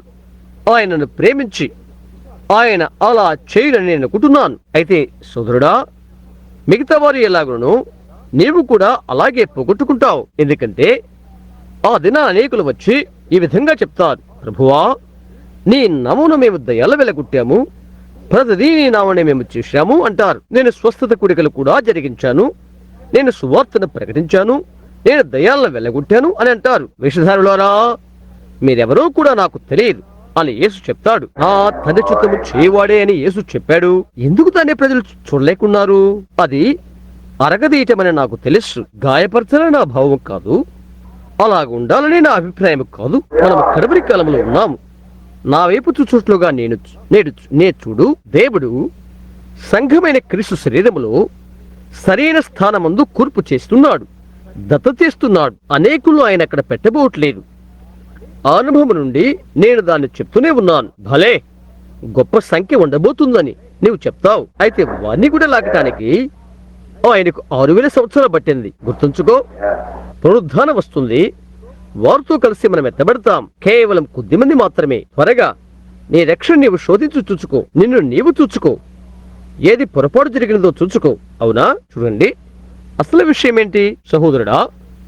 అది కఠినమైందని నాకు తెలుసు, అయితే అది సత్యము, అది దేవుని యొక్క సత్యము. దత్తపుత్రత్వము. మనం ఎంతగానో దేవుని కొరకు అగ్నిగా ఉండవలసి ఉన్నది, రాత్రి మిగల అలా ఉండవలసి ఉన్నది. మనమేమీ నిలుపు చేయలేదు. మనం ఎంతో ఆప్యాయంగాను అనురాగముతోనూ ఆదరణంగాను మన జీవితంలో క్రీస్తును పోలి ఉండవలసి ఉన్నది. ప్రతిదిన జీవితం ఆ విధంగా ఉండాలి. యేసు చెప్పాడు, పొలంలోని అడవి పూలను చూడుడి, అవి ఎలా ఎదుగుతున్నవో, ఎలా శ్రమిస్తూ ఎలా పొందుకుంటున్నవో చూడుడి అని. అయితే సమస్త వైభవముతో కూడిన సొలొమోను సహితం వాటిలో ఒకదాని వలె లేడు. సొలొమోను గంభీరమైన పట్టు వస్త్రాలు, సుదితో తయారు చేయబడిన వివిధమైన వస్త్రాలతో అలంకరించబడ్డాడు. అయితే ఆయన అనగా ప్రభు చెప్పినట్లుగా లేడు. లిల్లీ పద్మం పెరుగుడు కొరకై రాత్రి బగల్లో శ్రమించవలసి ఉన్నది. ఈ చివరి వరుసలోనికి నీవు రావటానికి నీకు ఏంటి? నీతిమంతుడే రక్షించబడి దుర్లభమైతే ఇక పాపి ఎక్కడ నిలబడతాడు? అనగా అవిశ్వాసి, భక్తిహీనుడు వాక్యాన్ని విని దాని ప్రకారంగా నడుచుటకు నిరాకరించు వ్యక్తి. మనం ఏమి చేయబోతున్నామో చూడండి. ఇది మన సంఘము. 4 లేక 5 మన మధ్య కొత్తవారు ఉన్నారు. అయితే ఇది మీకు ఉపదేశం చేస్తున్నాను. ఇది మన సంఘము. ఇది టేపుల మీదకి వెళ్తుంది. ప్రజలు టేపుల వినాలని నేను కోరుతున్నాను. గుర్తుంచుకోండి, ఇది నా సంఘము. దురుంగున ప్రజలకు దాని తెలుపుటకు నేను ఒక పెద్ద మనిషి వలె మేగడ తీసిన పాల యొద్ద చిన్నబిడ ఉన్నట్లుగా అలాంటి అభిప్రాయాలు అక్కడే ఇందురని చెప్పుటకు ప్రయత్నం చేస్తున్నాను అలాంటి వారికి. అయితే సత్యాన్ని నిజంగా పెట్టవలసి వచ్చినప్పుడు మనం దాన్ని పెడదాం. దత్తపుత్రత్వము సరైన స్థానములో ఉంచుట. వారెక్కడ ఉన్నారు నాకు చూయించు. దేవుడు తన ప్రజలను ప్రత్యక్షత ద్వారా ప్రక్కకు పిలుచుచున్నాడు. దాన్ని గురించి వారు ఒక్క మాట అయినా చెప్పనవసరం లేదు. ఒకటి జరుగుట నీవు చూస్తావు. ఆయన కుమారుని సరైన స్థానమందుంచుట, అదే విషయాలతో నిష్కర్షగా ఒక క్రమంలోనికి తెచ్చుట. అతనికి పెద్ద హోదా ఇవ్వబడినది. అతని యొక్క మాటలు ప్రధాన దూత మాటల వల్లే ఉంటవి. కుమారుడు దత్తత చేయబడ్డాడు, గొప్ప స్థానమందు ఉంచారు. అక్కడ కూర్చున్నాడు. అతని వస్త్రాలు మారినవి, అతని రంగు మారినది. తండ్రి ఒక పెద్ద పండుగ చేసి అందులో ఇలా అన్నాడు, ఇతడు నా కుమారుడు, ఇక నుండి ఇతడు పరిపాలకుడు, ఇతడు పాలనాధ్యక్షుడు. నా ఆస్తి అంతటికి అతనే హక్కుదారుడు, నా కుడుదంతా అతనిదే. అవును, తిరిగి మనం అక్కడ ఎలోహిం అక్కడికి వెళ్దాం. ఎక్కడ ఆయన స్వయంగా ఉన్నవాడో అక్కడికి వెళ్దాం. ఆ తరువాత ఎవరైతే నరునికి భూమి మీద అధికారం ఇచ్చాడో దాన్ని చేసిన యెహోవా యొద్దకు వెళ్దాం. దేని కొరకై మనం ఎదురు చూస్తున్నాం? ప్రత్యక్షల కోసము భూమి ములుగుతున్నది. అక్కడికి వెళ్ళేది చదువుదాం. సరేనా? ఇట్లనేగా తన ప్రియునితో తాను ఉచితముగా మన కడుగ్గుచే తన కృపామయకు కీర్తి కలుగునట్లు తన చిత్త ప్రకారమైన దయా సంకల్పము చొప్పున యేసుక్రీస్తు ద్వారా తనకు కుమారులుగా స్వీకరించుటకై మనలను ముందుగా తన కోసం నిర్ణయించుకొని, ఆయన కృప ఏంటి? పూర్వకాలమునందే ఆయన ఒక తండ్రిగా లేనప్పుడే ఆయన కృప ప్రేమై ఉన్నది. ఆయన కృపకు కీర్తి కలుగునట్లు తనకు బిడ్డలుగా స్వీకరించుటకై ఆయన మనల్ని ముందుగా నిర్ణయించుకొని ఆయనకు ఆయనే ఒక బిడ్డను చేసెను. గమనిస్తున్నారా? అనగా తన ప్రియనియందు అనగా క్రీస్తు అనగా వ్యక్తి ద్వారా మనల్ని ముందుగా తన కోసం నిర్ణయించుకొని ఎలాగ నిర్ణయించుకున్నాడు? ఆయన ద్వారానే ఆయనలోకి ఎలాగ చేరుతాము? ఒక్క ఆత్మ ద్వారా మనమంతా ఆయనలోకి బాప్తిసం పొందాము. వినండి, ఆయన రక్తం వలన మనకు విమోచనమును అనగా మన అపరాధములకు క్షమాపణ మనకు కలిగి ఉన్నది. ఒక చోట పాపములకు ప్రాయశ్చిత్తము కలుక్కున్నట్లయితే ఇలాగ నీవు ముందుగా నిర్ణయించుకున్న దాన్ని గుర్చి, ముందు ఏర్పాటు గుర్చి, నిర్ణయ స్థానాల గుర్చి నీవెలా ప్రకటించగలుగుతావు? ఎందుకు ప్రతిదినము నీవు తప్పిదము చేస్తున్నావు? ప్రతిదినము పొరపాటు చేస్తావు. అయితే నీవు తిరిగి జన్మించినట్లయితే స్త్రీ కాని పురుషుడు గాని నీవు తప్పు చేసిన వెంటనే అందుకొరకు నీవు క్షమాపణ పొందావని దేవునికి తెలుసు. నీవు ప్రెసిడెంట్ రూజ్వెల్ట్ ఎదురుగా నిలబడవచ్చును, లేక ఎవరి వద్దైనా నిలబడవచ్చును. నేను తప్పు చేశాను, దానికి దేవుడు నన్ను క్షమించాడు అని చెప్పవచ్చు. ఎందుకని? రక్తపు ప్రాయశ్చిత్తార్థ బలి జరిగినది ఎక్కడ? SINS పాపములు అన్నది మీరు గమనిస్తున్నారా? ఒక పాపే అతడు పాపము చేయడు. అయితే సంఘము పాపము చేస్తుంది, పొరపాట్లు చేస్తుంది, ఒక తప్పుడు తలంపులు, తప్పుడు అభిప్రాయాలు చేస్తుంది, సందేహ సంశయాలు కలిగి ఉంటున్నది. నడవటానికి ఎలాగా అని నేర్చుకుని చిన్న బిడ్డ వలె ఊగిసలాడుతుంది. అతడు ఏ విధంగా సరిగా నడవాలో అతనికి తెలియదు. కానీ ఎందుకంటే అతడు చిన్న బిడ్డ. అయితే మనకు ఒక హస్తమున్నది, అది పైనుండి వచ్చి మనల్ని పట్టుకుని సరిచేసి, కుమారుడా ఈ విధంగా అడుగువేయి అని చెప్పే హస్తమున్నది మనకి. ఆయన మనల్ని లాగివేసి మనం ఒక తప్పు చేశాము కనుక అని చెరిపివేయడు ఆయన. మనం నడుచుటకు ప్రయత్నం చేస్తున్నాం కదా అని ఆయన మనలను మరణం వరకు కొట్టడు. మన బిడ్డల్ని మనం ఎలా ప్రేమిస్తామో ఆ విధంగా ప్రేమిస్తాడు. ఒక నిజమైన తండ్రి తన తనయుడు నడుచుటకు ప్రయత్నం చేస్తే అందుకొరకై పడిపోయినట్లయితే తండ్రి కుమారుని బాధడు గదా. తన చేయి బాగా చాచి అక్కడికి చేరుకొని 2 చేతులతో అతన్ని పట్టుకుని ఈ విధంగా నడు బిడ్డా, ఈ విధంగా నడు అని చెప్తాడు. ఆ విధంగానే దేవుడు ఆయన సంఘమేళ ఉంటాడు. చాచబడిన ఆయన హస్తాలు చాచి తన చేతుల్లోకి తీసుకొని పైకి తీసుకొని, కుమారుడా ఈ విధంగా నడు అని చెప్తాడు. అది కాదు, ఇలా కాదు, ఈ విధంగా కాదు, మాట్లాడు. సంఘం ఏమి చెప్పినా నాకు అనవసరం, ఏమి చెప్పినా అది ఏమి చెప్పినా ఈ విధంగా చెప్పు, ఈ విధంగా నా వాక్యం మాట్లాడినట్లయితే దానితో నిలబడు, దానితో నడు, దానితోనే ఉండు. వారు చెప్పేదాన్ని లెక్క చేయవద్దు, దాంతోనే ఉండు. ఈ విధంగా నడు. ఈ మార్గాన్ని నీవు అడుగులు పెట్టవలసి ఉన్నది. మన యొక్క పాపములు ఒక ప్రాయశ్చిత్తార్థ బలి, మన పాపములకై ప్రేమ, లేదా ఇక మన పాపములకై ఒక తరుణం ఉండేది కాదు. ఆ మట్ల మీద మనం ఎంతగానో లంకరవేయవలసి ఉన్నది, అనగా స్థిరత కలిగి ఉండవలసి ఉన్నది. దేవుని కృప మహదేశ్వరుని బట్టి ఆ కృపను మన ఎల్ల విస్తరింపచేసాను. విస్తరింపజేయటనగా ఏంటి? ఆయన ఎక్కడైతే విస్తరింపచేశాడో పెద్ద అంబారం లేక కుప్పను సమకూర్చాడు. మనకి సంపూర్ణమైన జ్ఞాన వివేచన కలుగుటకు ఆ కృపను మన ఎల్ల విస్తరింపచేశాడు. సంపూర్ణమైన జ్ఞాన వివేచన కలుగుటకు ఆ కృపను మన ఎల్ల విస్తరింపచేసాను. సంపూర్ణమైన జ్ఞానము భూసంబంధమైనది కాదు. ఏ లోక జ్ఞానం ఆయన దృష్టికి వెరితనము, దేవుని జ్ఞానము లోకానికి వెరితనము. రాత్రి పగలు ఇలాగో అలాగే ఒకదానికి ఒకటి అంగీకారములు కాదు. అయితే సూర్యుడు ప్రకాశించడం ఆరంభించగానే తెల్లవారిపోతుంది. రాత్రి పటాపంచలై పలు స్థలానికి చెదిరిపోతుంది. సువార్త వెలుగు వచ్చుటకు ఆరంభించగానే లోక కార్యాలన్నీ రాలిపోతు విస్మా. అది ఏమి చేస్తుంది? సూర్యకాంతిని ఆయన బిడ్డల మీద ఆయన విస్తరింపజేస్తాడు. ఆత్మ మీద నడుస్తారు, దేవుని ఆత్మలను నడిపించబడతారు, సంపూర్ణమైన జ్ఞాన వివేచనలు విస్తరింపబడతారు, బుద్ధి కుశలత వివేచనలు ఎలా నడవాలో తెలుసుకుంటారు. అది తప్పుగా నీకు కనిపిస్తే అలాంటప్పుడు నీవేమి చేస్తున్నావో జాగ్రత్త పడుసుమా. అది తప్పైతే దాన్ని ఎలా సమీపిస్తున్నావో కూడా నీవు జాగ్రత్తపడు. వివేచన నీవేలా సమీపిస్తున్నావో ఎంతో జాగ్రత్తగా చూడు. నిజంగా నిశ్చిత కలిగి ఉండు. పాముల వలె వివేకులను, పావును వలె నిష్కపట్లయుండుడి అని యేసు చెప్పిన విషయం. స్నేహితులారా, ఈ బంగారు ముద్దలన్నీ రోజులు వెంబడి రోజులు మనం ఇలాగ ఉండగలుగుతాం. అది అద్భుతకరమైన విషయం కాదా? వివేచన, విజ్ఞానము విస్తారంగా మనకు అనుగ్రహించాడు, కుమ్మరించాడు. ఏదో ఒక చిన్న గరిటెడు కాదు, కానీ పెద్ద చలకపాల తీసుకుని అలా వెదలుతూనే ఉన్నాడు. ఆయన కృప మన ఎల్ల విస్తరింపచేసి జ్ఞాన వివేచన మనకు అనుగ్రహించాడు. ఓ అద్భుతకరమైన కృప! ఆహా, ఆ శబ్దం ఎంతటి మధురం! మనకు సంపూర్ణమైన జ్ఞాన వివేచన కలుగుటకు ఆ కృపను మన ఎల్ల విస్తరింపచేసెను. తన చిత్తమును గూర్చిన మర్మమును మనకు తెలియచేసి, ఎవరితో ఆయన మాట్లాడుతున్నది? సంఘ శాఖలతోనా? దయచేసి సహోదరులరా, మీ యొక్క సంఘ శాఖను నేను తృణీకరిస్తున్నానని తలంచవద్దు. నేను అలా చేయను. అలా చేయడం తప్పని నేను మీకు తెలియజేయ ప్రయత్నిస్తున్నాను. వెళ్ళి సువార్త ప్రకటించుడి అని యేసు చెప్పాడు. మనమైతే వెళ్ళి సంఘశాఖను తయారు చేశాం, అందుచేత మనం పొందలేదు. మనుష్య జ్ఞానాన్ని అనుసరి వెళుతున్నాం. కాల్విన్ తిరిగి లేచినట్లయితే కొద్ది కాలం క్రితమే నేను ఒక గొప్ప సంస్కర్తల సమాధి ఎదురు నిలబడ్డాను. ఆహా, ఇటువంటి మహనీయుడు ఈ వ్యక్తి అని తలస్తూ ఉన్నాను. అతడు జాన్ వెస్లీ. నేను ఇలా అనుకున్నాను, ఈరోజు జాన్ వెస్లీ సమాధుల నుండి తిరిగి లేచినట్లయితే అతని సంఘాన్ని చూస్తే అతని పేరును బట్టి అతడు సిగ్గు పొందుతాడు. జాన్ వెస్లీ దైవభక్తి గలవాడు. అతడు చెప్పుకున్న రీతిగా అప్పుడే తీసిన కురివిలాంటి వాడు అతడు. జాన్ వెస్లీ దేవుని నమ్మిన పరిశుద్ధుడు.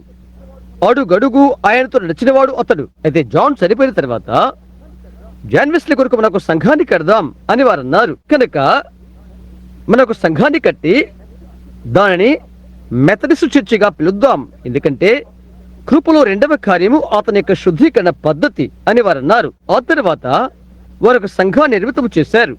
అయితే ఈరోజు జాన్ వెస్లీ దేని కొరకై నిలబడ్డాడో దాన్నే వారు తృణీకరించారు. జాన్ వెస్లీ దైవిక స్వస్థతను బోధించాడు. జాన్ వెస్లీ ఆత్మ బాప్తిస్తాన్ని నమ్మాడు. జాన్ వెస్లీ వరములు తిరిగి పొందుకొట్టు కూడా నమ్మాడు. జాన్ వెస్లీ, మార్టిన్ లూథర్ అటువంటి గొప్ప మహనీయులు భాషలతో మాట్లాడారు, భాషలకు అర్థం చెప్పారు. అయితే ఈ రోజు మెథడిస్ట్ చర్చిలో గాని, లూథరన్ చర్చిలో గాని నీవు భాషతో మాట్లాడితే నిన్ను తలుపు దగ్గరికి నెట్టివేస్తారు. ఏంటి విషయం? కాల క్రమం నుండే కుమారులుగా మనం పెట్టబడి ఉన్నాం. మరి విషయం ఏంటి? వారు ఇంకొక దాన్ని దత్తం చేసుకున్నారు. ఎందుకంటే దేవుని మర్మము వారికి తెలియదు కనుక. ఒక సెమినరీ ద్వారా దాన్ని ఎన్నడూ వారు తెలుసుకోలేరు. నేను ఇక్కడ ఒకటి చదువుతాను, సరేనా? మంచిది, తెలుపుదాం.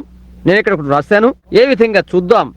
ఇక్కడ పౌలు ఈ వర్తమానానికి అతను ఉపదేశకుడు. ఒక నిమిషం, అపోస్తుల కార్యములు 9:5 అక్కడికి వెళ్దాం. ఎక్కడ తీశాను నన్ను చూడనివ్వండి. సౌలు ఇంకను బెదిరించుకును ప్రాణాధారమైనట్టుగా కొనముక్కుతున్న అతను ముక్కోపి, అర్థం యూదుడు. సౌలు ఇంకను ప్రభు యొక్క శిష్యులు బెదిరించుటను హత్య చేయను తనకు ప్రాణాధారమైనట్టు ప్రధాన యాజకుని దగ్గరికి వెళ్లి కనుగొనేలా తీసుకుని వచ్చేందుకు దమస్కులోని సమాజంలో వారికి పత్రికలు ఇమ్మని అడిగాను. నేను వెళ్ళి చూస్తాను. నేను వెళ్ళి చూచినట్లయితే నేను వారికి ఏమి చేస్తాను? చూస్తున్నారా?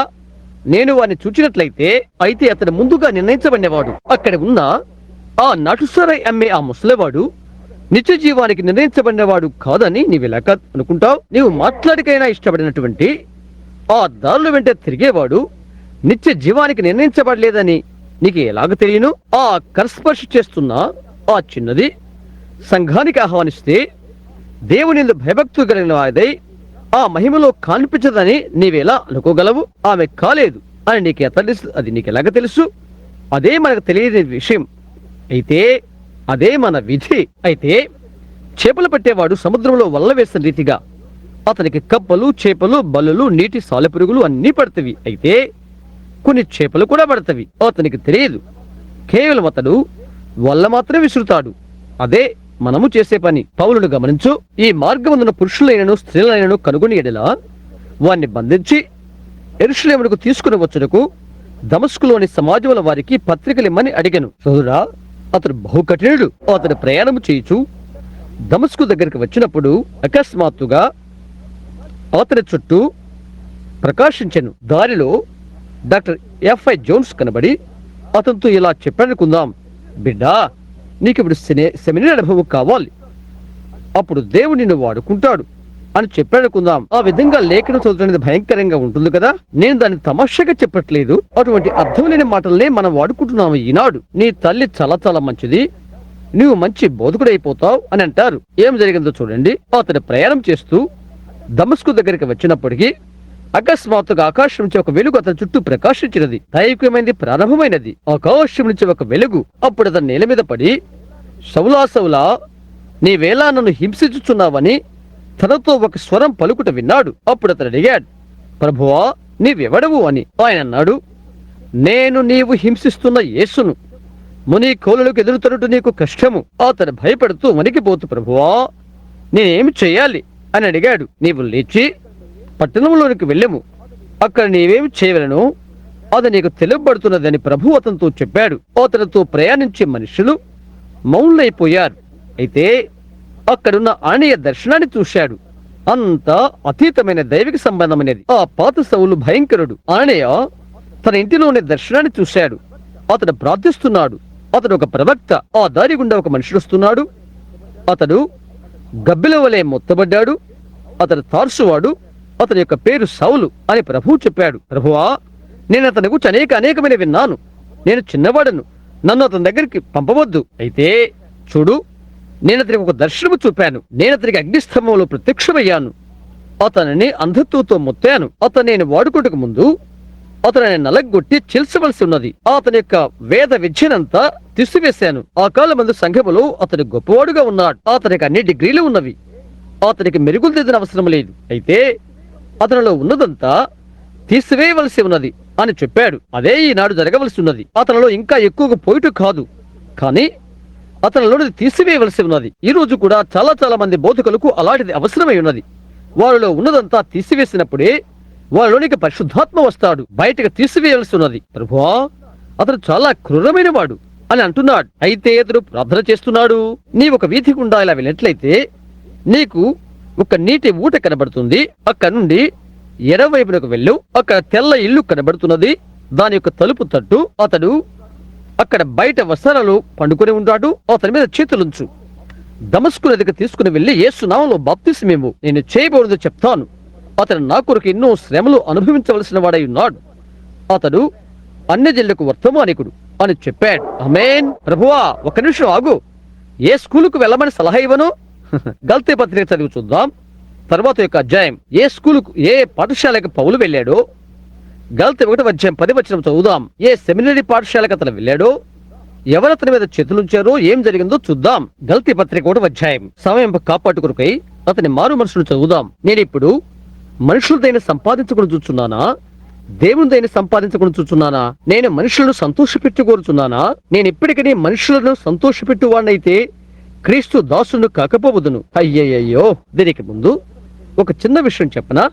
గల్తీ 1వ అధ్యాయం 8. వారు మరలా యేసు నామములో బాప్తిసం పొందుట్లుగా చేసింది పౌలే అని ఎంతమందికి మీకు తెలుసు? అపోస్తుల కార్యం 19. అవును, నిజం. దానికి కొంచెం ముందుగా 8వ వచనం. మేము మీకు ప్రకటించిన సువార్తగాక మరొక సువార్తను మేమైనను పరలోకం నుండి వచ్చిన ఒక దూతైనను మీకు ప్రకటించేలా అతడు శాపగ్రస్తుడు గాక. అర్థమైందా? పౌలు, ఈ సువార్తను నీవు ఎక్కడి నుండి పొందావు? 9వ వచనం.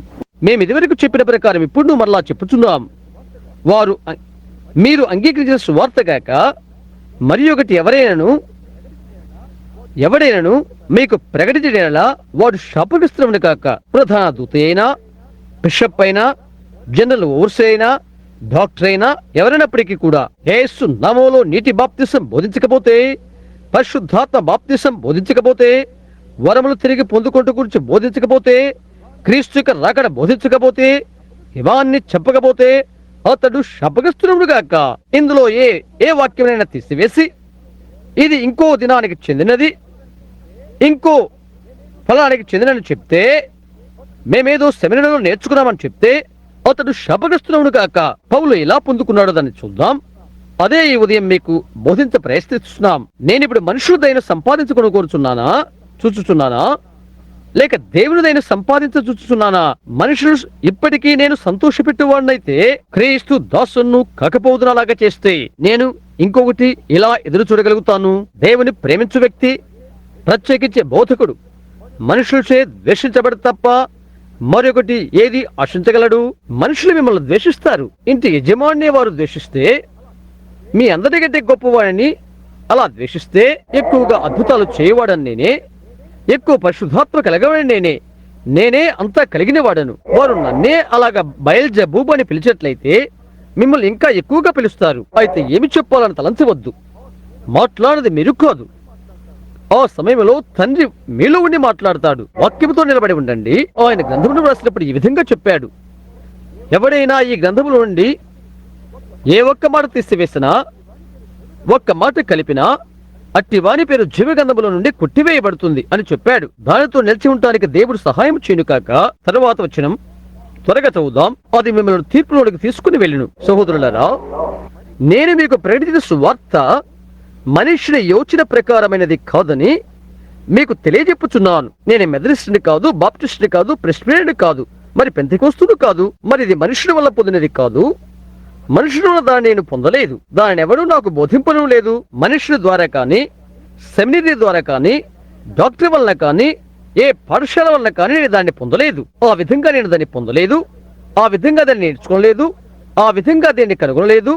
ఆ విధంగా అది నా దగ్గరికి రాలేదు. అలాగైతే పౌలుకు అది ఎలా వచ్చినది? నాకెవడనూ దాన్ని బోధింపలేదు, కానీ యేసుక్రీస్తు బయలుపరచడం వలనే అది నాకు లభించినది. క్రీస్తు దేవుని కుమారుడై ఉండి ఆయన నాకు దాన్ని బయలుపరిచున్నాడు.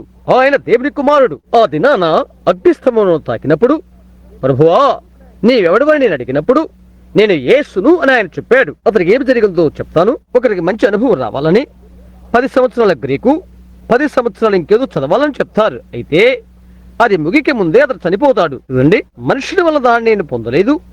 నాకెవడనూ దాన్ని బోధింపలేదు. కానీ యేసుక్రీస్తు బయలుపరచడం వలనే అది నాకు లభించినది. పూర్వమందు యూదా మతస్థుడై ఉన్నప్పుడు యూదా మతములో ఆధిక్యత నొందినానని నా నడవడిని గుర్చి మీరు వింటిరి. బాయ్, నేను పెద్ద డాక్టర్ను, నాకు డిగ్రీ ఉంది అంటున్నావు. అతడు గమలీయుల యొద్ద విద్య అభ్యసించిన వాడు. ఆ దేశంలో గొప్ప ఉపదేశకుడు అతడు. గమలీయుల గొప్ప ఉపదేశకుడు అని మీరు ఎంతమందికి తెలుసు? అవునండి, నేను యూదా మతానికి చెందినవాడును. అపోస్తుల యొక్క సిద్ధాంతము మొదలుగా నాకు తెలుసు. ప్రజలు ఎలాగ దీవించాలో, ప్రాతకాల ప్రార్థన ఎలాగ చేయాలో నాకు తెలుసు. చూశారా, దేవుని సంఘమును నేను అపరిమితంగా హింసించి నాశనం చేసి ఉంటేనే పరిశుద్ధులను నాశనం చేయ ప్రయత్నం చేశాడు. చూశారా, యూదా మతములో ఆధిక్యతను నిన్నవాడను, నేనే గొప్పవాడను, ఎంతో లాభం పొందాను, వారిని నాశనం చేయ తలంచాను. ఎందుకంటే స్టెఫను మొదలుగా వారిని చంపించాను. నేను ఎన్నెన్నో చేసి ఉంటుంది. ఎంతగా అతను హింసించాడో చూడండి. నా పితరుల పరవెందు విశేష ఆసక్తి గలవాడనై నా స్వజాతీయులలో నా సమాన వయస్కులైన అనేకుల కంటే యూదుల మతములో ఆధిక్యతను గుర్తించండి. దేవుని వాక్యానికి కాదు, పితరుల ఆచారములకు. ఇంకో మాటల్లో సంఘ ఆచారాలలో నేను మెథడిస్టును, నేను బాప్టిస్టు వాడను, నేను పెద్దకొస్తువాడను అని అనుకుంటున్నాను. నేను దేవునికే చెందిన వాడను. అవునా? చూశారా, పితరుల పారంపర్య ఆచారము. అయితే అది దేవుని సంతోషపరచనప్పుడు, ఓ పౌలు, నీవు ఇక్కడికి రా.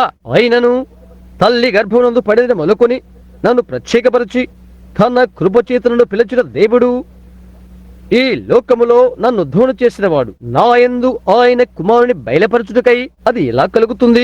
నాలో ఉన్న పరిశుద్ధాత్మ నన్ను ప్రత్యేకపరచుటకు దేవుడు సంతోషించాడు.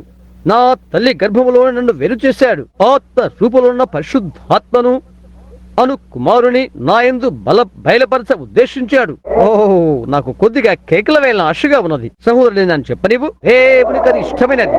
హల్లెలూయా!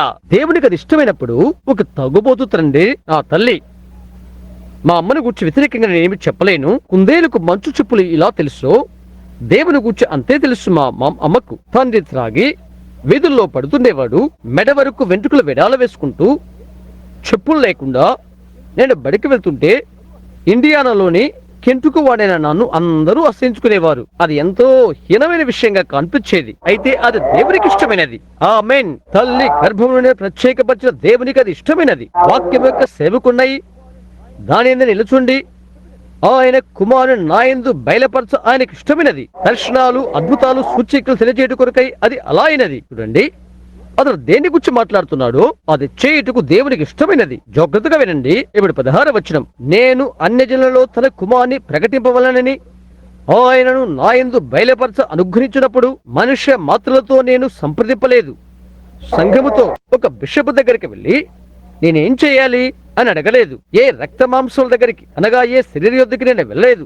ఎటువంటి సంఘ శాఖ యొద్దకు నేను వెళ్ళలేదు. వారితో నాకు అవసరం లేదు. ఏ శరీరాలతో నేను సంప్రదింపలేదు. యెరూషలేములో ఉన్న ఏ పరిశుద్ధ యాజకుల దగ్గర గాని, పరిశుద్ధ తనుల దగ్గర గాని నేను వెళ్ళలేదు. నేను చేయవలసిన దాన్ని గురించి దర్శనంలో చూశాను.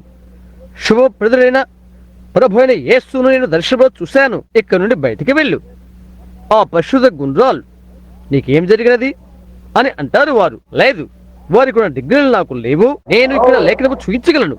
పౌలు చెప్తున్నాడు, క్రీస్తును తాను తెలుసుకుంటూ కొరకై తనకున్నదంతా నష్టముగా ఎంచుకున్నాడని చెప్పాడు. నాకంటే ముందుగా అపోస్తులైన వారి యొద్దకు యెరూషలేమునకైనా వెళ్ళలేదు, కానీ వెంటనే అరేబియా దేశంలోనికి వెళ్ళితని, పిమ్మట దమస్కు పట్టణమునకు తిరిగి వచ్చితని, ఆ పైన 3 సంవత్సరాలు తరువాత కేఫాను పేతురును పరిచయం చేసుకునవలనని అతనితో కూడా 15 దినములు ఉంటేనే. ఇంకా మనం చదివితే అతడు అపోస్తలుడైన పేతురును ఈనాడు కూడా కలుసుకోలేదు. ఒకరినొకరు తెలియదు కూడా, ఒకరినొకరు చూసుకోలేదు. ఒకరినొకరు కలిసినప్పుడు వారు ఒకే సువార్తను బోధించి ఉన్నారు. దేవునికి ఒక పాఠశాల ఉన్నది. అవునా? పెంతెకోస్తు దినాన పేతురు నిలబడి ఇలా చెప్తున్నాడు, మీలో ప్రతివాడును మారు మనసు పొంది పాప క్షమాపణ నిమిత్తం యేసుక్రీస్తు నామములో బాప్తిసం పొందుడి, అప్పుడు మీరు పరిశుద్ధాత్మ వరమును పొందుతారు. ఫిలిప్ అన్నాడు, ఓ ఇదెంత మహిమకరమైనది! నేను కూడా ఒకటి చేయవలసి ఉన్నది. సమరియకు వెళ్లే పిలుపు నాకున్నది. అక్కడికి వెళ్లి వీధుల్లో సాక్ష్యమిస్తున్నాడు అతడు. మొదటిగా ఒక జబ్బుగా ఉన్నవాడు వచ్చాడు. అతని వైపు చేతులుంచాడు. ఎగురుతూ గంతులు వేస్తూ దేవునికి మహిమ అని చెప్తున్నాడు. పెద్ద కూటమి ఆరంభించాడు. మీరందరికీ కూడా పరిశుద్ధాత్మ కావాలా అని అడిగాడు. అయితే మీరు చేయవలసింది ఏంటంటే మీరు యేసు నామములో బాప్తిసం పొందండి. కనుక వారందరం తీసుకుని వెళ్లి యేసు నామంలో బాప్తిసమిచ్చాడు అతడు. పేతురు, నీవు రా, వచ్చి వారి మీద చేతులుంచు అని అన్నాడు. వారు పరిశుద్ధాత్మను పొందుకున్నారు.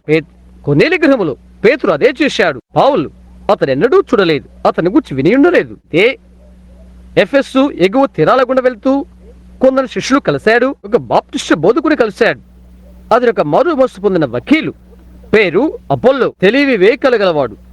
పాత నిబంధనలు తీసుకుని యేసు దేవుని కుమారుని రుజువు చేస్తున్నాడు. అవునండి, అతను ఒక వివేకవంతుడు. వారు కేకలు పెడుతున్నారు, ఆనందిస్తున్నారు. బైబిల్ అలాగే చెప్తుంది. అపోస్తుల కార్యం 18-19 అధ్యాయాలు చదవండి. అది అవును కాదో చూడండి. వారు ఆనందిస్తూ ఆత్మ మీద నాట్యం చేస్తూ అనేక ప్రాంతాల్లో తిరుగుతున్నారు. చూశారా? మీరు విశ్వసించినప్పుడు పరిశుద్ధాత్మను పొందారా అని పౌలు అడిగాడు. ప్రజల గొంతుల్లో గుచ్చే మీరు బాప్టిస్టు సోదరులారా, ఆదిమ గ్రీకు ఇలా చెప్తుంది, మీరు నమ్మినప్పుడు లేక నమ్మిన తర్వాత పరిశుద్ధాత్మను పొందారా అని. గ్రీకు అనువాద గ్రంథాన్ని తీసుకురమ్మని మీతో సవాల్ చేస్తున్నాను. నా సొంత గ్రీకు నా వద్ద ఉన్నది, అరామిక్, హిబ్రీ కూడా నా వద్ద ఉన్నది. మీరు విశ్వసించినప్పుడు పరిశుద్ధాత్మను పొందారా అని పౌలు అడుగుతున్నాడు. మీరు విశ్వాసములో రక్షించబడతరి అనగా దేవుని యందలి విశ్వాసము ద్వారా రక్తం మిమ్మల్ని పరిశుద్ధులుగా చేస్తున్నది. ఎందుకంటే అది అర్పణ చేస్తున్నది. రక్తం మిమ్మల్ని రక్షించదు, మిమ్మల్ని శుద్ధులుగా చేస్తున్నది. నీవు రక్షించబడ్డావని ఎలా తెలుసు? దేవుడు తన భవిష్యత్తు జ్ఞానము చేత నిన్ను పిలచడం వలన విశ్వాసము ద్వారా నీవు రక్షించబడి ఉన్నావు. నిరంతరము నీవు నిర్మలుగా ఉన్నట్లు రక్తము పరిహార్థ బలి చేసినది. ఆ తర్వాత ఒక్క ఆత్మలోనికి బాప్తిసం పొందావు. విశ్వాసులు సహవాసంలోకి వచ్చుట కొరకై పరిశుద్ధాత్మ బాప్తిసం పొందావు. పరిశుద్ధాత్మ సహవాసములో ఉండి ఆత్మచేత నడిపించబడి అద్భుతాలు సూచికలు చేయుటకు వచ్చి ఉన్నావు. ఒకదాని కొరకు మనం ఎదురు చూస్తున్నాము. కొద్దిసేపుగా తెలుసుకోబోతున్నాం. కొద్దిసేపటికి ఈ సమయంలో నన్ను పిలవమని మీకు చెప్పాను. అవును కదా? అటువైపు చూడటం ఇప్పుడే జరిగింది. 1-2 మాటలు ఇంకొద్దిగా. ఈ రక్షణ ఎంతకాలం నిలుస్తున్నది? ఎంతకాలం ఉంటున్నది? ఎటువంటిది ఈ రక్షణ? మందిరాన్ని ఇంకొక మందిరానికి వెళ్ళిపోవడమా? ఒక నిమిషం.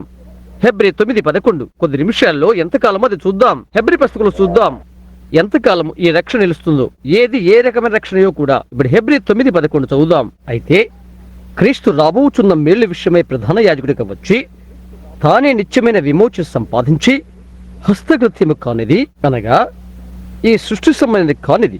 అదే పౌలు చెప్తున్నాడు. మేకల యొక్కయు కోడిల యొక్కయు రక్తముతో కాక తన స్వరక్తముతో ఒక్కసారి ప్రవేశించను. ఎన్నిసార్లు? ఒక్కసారి. పరిశుద్ధ స్థలములో ఒక వారం రోజుల రక్షణ, వచ్చే ఉద్యమ కూటం వరక నిత్యమైన విమోచన మన కొరకు సంపాదించను. నిత్యము అన్న మాటకు అర్థమేంటి? క్రీస్తుల్లో నేను నమ్మిన తర్వాత పరిశుద్ధాత్మ ద్వారా తప్ప ఎవడను యేసును క్రీస్తుని చెప్పలేడు. కనుక 3 రకాలైన విశ్వాసులు ఉన్నారు సుమా. ఆ విశ్వాసులు అనుకునే విశ్వాసులు. అందులో ఒక వర్గం వారు నిత్య జీవనకు విశ్వాసం ఉంచి ఆవరణంలో ప్రవేశిస్తారు. పాత నిబంధనలోని గుడారాన్ని తీసుకు మొదటిగా వారు ఏం చేశారు? ఆవరణంలో ప్రవేశించారు అన్యులు. అడు తర్వాత ఇత్తడి బలిపీఠం, అక్కడ వారు బంగారు గంగాళం యొద్ద అర్పణ కడుగుతారు. అడు తర్వాత అర్పణను చంపుట, బలిపీఠం వద్ద రక్తాన్ని పరీక్షించుట. ఆ తర్వాత ఆ అభిషేకించబడిన అహరోను సంవత్సరానికి ఒక్కసారి దేనితో అభిషేకించబడ్డాడు? షారోను పువ్వుల సుగంధముతో, ప్రశస్తమైన తైలముతో దాన్ని వారు అలాగ తయారు చేసి అతని తల మీద పోయగా అతని అంగీల అంచు వరకు దిగుతున్నది. గమనించు, ఇతడు ఏ విధంగా సంవత్సరానికి ఒక్కసారి తెరకు వెనకాల వెళుచున్నాడో అతని ముందు రక్తం పుచ్చుకొని కరుణాపీఠం వద్దకు వెళ్తాడు. సంవత్సరానికి ఒక్కసారి తన కర్రను పట్టుకుంటాడు. ఇక అది మర్చిపోతాడు. ఆ తర్వాత అది లోపల పెట్టగానే అది మొగ్గ తొడిగి చిగురిస్తుంది. 40 సంవత్సరాల అరణ్యములో తాను పట్టుకున్న ఈ పాతకర్ర అతి పరిశుద్ధ స్థలంలో పెట్టబడి ఉంటున్నది. గమనించు, నిబంధన రక్తమును తీసుకుని తర్వాత అతను అభిషేకించబడతాడు. అతని యొక్క వస్త్రానికి దానిమ్మ పండ్ల వంటివి గంటలు మొదలుకొని ఉంటవి. ప్రతిసారి అతను తన అడుగు తీసి అడుగు వేస్తున్నప్పుడు యెహోవా పరిశుద్ధుడు, పరిశుద్ధుడు, పరిశుద్ధుడు అని చెప్తారు. యెహోవా పరిశుద్ధుడు, పరిశుద్ధుడు, పరిశుద్ధుడు, యెహోవా పరిశుద్ధుడు, పరిశుద్ధుడు, పరిశుద్ధుడు అని వారు చెప్తారు. నేను దేని గురించి మాట్లాడుతున్నాను? వినటానికలా దాన్ని విను. నీకు ఒక తరుణం ఇవ్వబడినది. ఒక వ్యక్తి ఒక్కసారి పరిశుద్ధాత్మతో అభిషేకించబడిన తర్వాత, దేవుని కుటుంబంలో స్వీకరించబడిన తర్వాత, తండ్రి ద్వారా స్థానాన్ని పొందుకున్న తర్వాత, సేవ కొరకు నియమించబడినప్పుడు అతని జీవితానికి ఒక ఉద్దేశం నిర్ణయించబడుతున్నది. దేవుడు అతని పిలిచినప్పుడు అతని నడక యెహోవా పరిశుద్ధుడు, పరిశుద్ధుడు, పరిశుద్ధుడు అనబట్టు ఉంటున్నది. నీవు ఎదురుగాలి యెహోవా పరిశుద్ధుడు, పరిశుద్ధుడు, పరిశుద్ధుడు. ఆ పెద్ద చెప్పినంతా నీవు నమ్మాలి. యెహోవా పరిశుద్ధుడు, పరిశుద్ధుడు, పరిశుద్ధుడు. ఆయన యొక్క వాక్యమే ముందుగా ఉండవలసినది. నీ హృదయంలో స్థిరముగా ఉండవలెను. నీ నడక వాక్యంలోనే ఉండాలి. యెహోవా పరిశుద్ధుడు, పరిశుద్ధుడు, పరిశుద్ధుడు అన్నట్లుగా వచ్చేస్తే చాలు. మేము ఏదేదో చేస్తాం. మేము సంస్థను తయారు చేసి అందులో నిన్ను ఉంచుతాం. నీవు గొప్పవాడవుతావు. యెహోవా పరిశుద్ధుడు, పరిశుద్ధుడు, పరిశుద్ధుడు. యెహోవా పరిశుద్ధుడు, పరిశుద్ధుడు, పరిశుద్ధుడు. ముందుకు సాగు. ఎవరు ఏమనుకున్నా మార్పులు చేయవద్దు. ఈ టేపులు పారేసి అది చెయ్యి, ఇది చెయ్యి అని అంటారు. యెహోవా పరిశుద్ధుడు, పరిశుద్ధుడు, పరిశుద్ధుడు. నీ యొక్క కన్నులు కలవర తట్టే చూడాలి. ఏది కూడా నేను ఆపలేదు. నీ జీవితం యొక్క నడక, నీవు రాజ మార్గంలోనే నడుస్తూ ఉన్నావు. ప్రశస్తమగు తైలముతో అభిషేకించబడి ఉన్నావు కాబట్టి అతి పరిశుద్ధలోనికి కదలిపోతున్నావు. ఆమేన్. మంచిది. ఏ మానవుని యొద్ద దీన్ని పొందలేదని పౌలు చెప్తున్నాడు. తిరిగి మనం పడం దగ్గరికి గలతీలో చూద్దాం. ఆయన చిత్తము యొక్క మర్మమును మనకు బయలుపరచబడెను. ఆయన చిత్తం అంటే ఏంటి? ఆయన చిత్తమును బయలుపరచుకుంటా లేక తెలుసుకునుట. 9వ వచనంలోకి వెళ్దాం. త్వరపడదాం, ఆలస్యమవుతుంది కాబట్టి. ప్రతి మాట కూడా ఎంతో గొప్పది. ప్రతి మాట కూడా ఒక బంగారు ముక్క. దాన్ని మీరు తీసుకుని మెరుగు పెట్టండి. త్రవ్వి ఒక మాటను తీసుకుని దాని ఆది కాండముతో మెరుగుదిద్దండి. మరలా నిర్గమకాండంతో దాన్ని మెరుగుదిద్దండి. దాన్ని మరలా తీసుకుని లేవి కాండముతో మెరుగుపెట్టు. ప్రకటన వరకు వెళ్తే ఆ వెళ్ళు సమయానికి మెరుగుదిద్దుతున్న ప్రతి ఒక్క ఆ బంగారు ముక్కంత కూడా యేసే అవుతాడు. ఆమేన్. నీవెంత మెరుగుపెట్టినా యేసే నీకు కనబడతాడు. ప్రకటనలో వచ్చే వరకు కూడా వర్తమాన భూత భవిష్యత్తు కాలంలో ఉన్నవాడు నేనే అని ఆయన చెప్పాడు. దావీదు యొక్క వేరు చిగురును నేనే, వేకు నక్షత్రము నేనే అని చెప్పాడు. అల్ఫా ఒమేగా నేనే అనగా గ్రీకు అక్షరంలో ముందున్న ఏ మొదలుకొని జడ్ వరకు, నేను ఏ నుండి జడ్ వరకు, ఆ నుండి రా వరకు సర్వము నేనే. నిజమది. మృతునైతిని గాని ఇదిగో యుగ యుగములు జీవిస్తున్నాను. మరణమయొక్కయు పాతాళమయొక్కయు తాళపు చెవులు నా వద్ద ఉన్నవి. ప్రతి ఒక్క ఆ బంగారు ముక్కను తీసుకుని దాన్ని మెరుగుదిద్దండి. అందులో యేసే ప్రకాశిస్తాడు. ఇంకొంచెం ముద్దుగా కొంత ఆగుదాం. అయితే దేని కొరకు మనం ఎదురు చూస్తున్నాం? ఈ కూడికలు ఎందుకు కూర్చున్నాం? దాని యొక్క ఉద్దేశం ఏంటి? దేని కొరకు లోకం మొలుగుతుంది? ఎందుకొరకు అణుబాంబులు వేలాడుతున్నవి? అణువులు, పరమాణువులు ఎందుకొరకు? అదంతా ఎందుకొరకు? ఒక్క నిమిషం. రోమా 8 దేని కొరకు ఎదురు చూస్తుంది? ఇదంతా కూడా దేని కొరకు ఎదురు చూస్తుంది? సమయం ఎంత? రోమా 8వ అధ్యాయం 8 అనుకుంటాను. 19 నుండి ప్రారంభించుకుందాం. అది ఆనందదాయకంగా అది ఉంటున్నది. మంచిది. అక్కడికి వచ్చారా? అది నాకు తెలుసు. రోమా 8వ అధ్యాయం అని అదే అనుకుంటున్నాను. 8వ అధ్యాయం 14 నుంచి ప్రారంభించుకుందాం. దేవుని ఆత్మచేత ఎందరైతే నడిపించబడదురో వారందరూ దేవుని కుమారులయ్యుందరు. అవునా? మరలా భయపెట్టుకు మీరు దాస్యపు ఆత్మను పొందలేదు. నేను పట్టుకున్నట్లయితే, ఆయన పట్టుకున్నట్లయితే దేన్ని పట్టుకోలేదు. నేను పట్టుకుంది కాదు, ఆయన పట్టుకున్నది. నేను ఇప్పుడు ఆయనలో ఉన్నాను, ఆయనలో ఉంటే బాగుంటుంది అని అంటావు. ప్రశ్నపడేవాడని మీరు, మేము ఎల్లప్పుడూ దాన్ని నమ్ముతున్నాం అని అంటారు. అయితే మీరు దాన్ని నమ్మట్లేదని మీ జీవితమే రుజువు చేస్తుంది.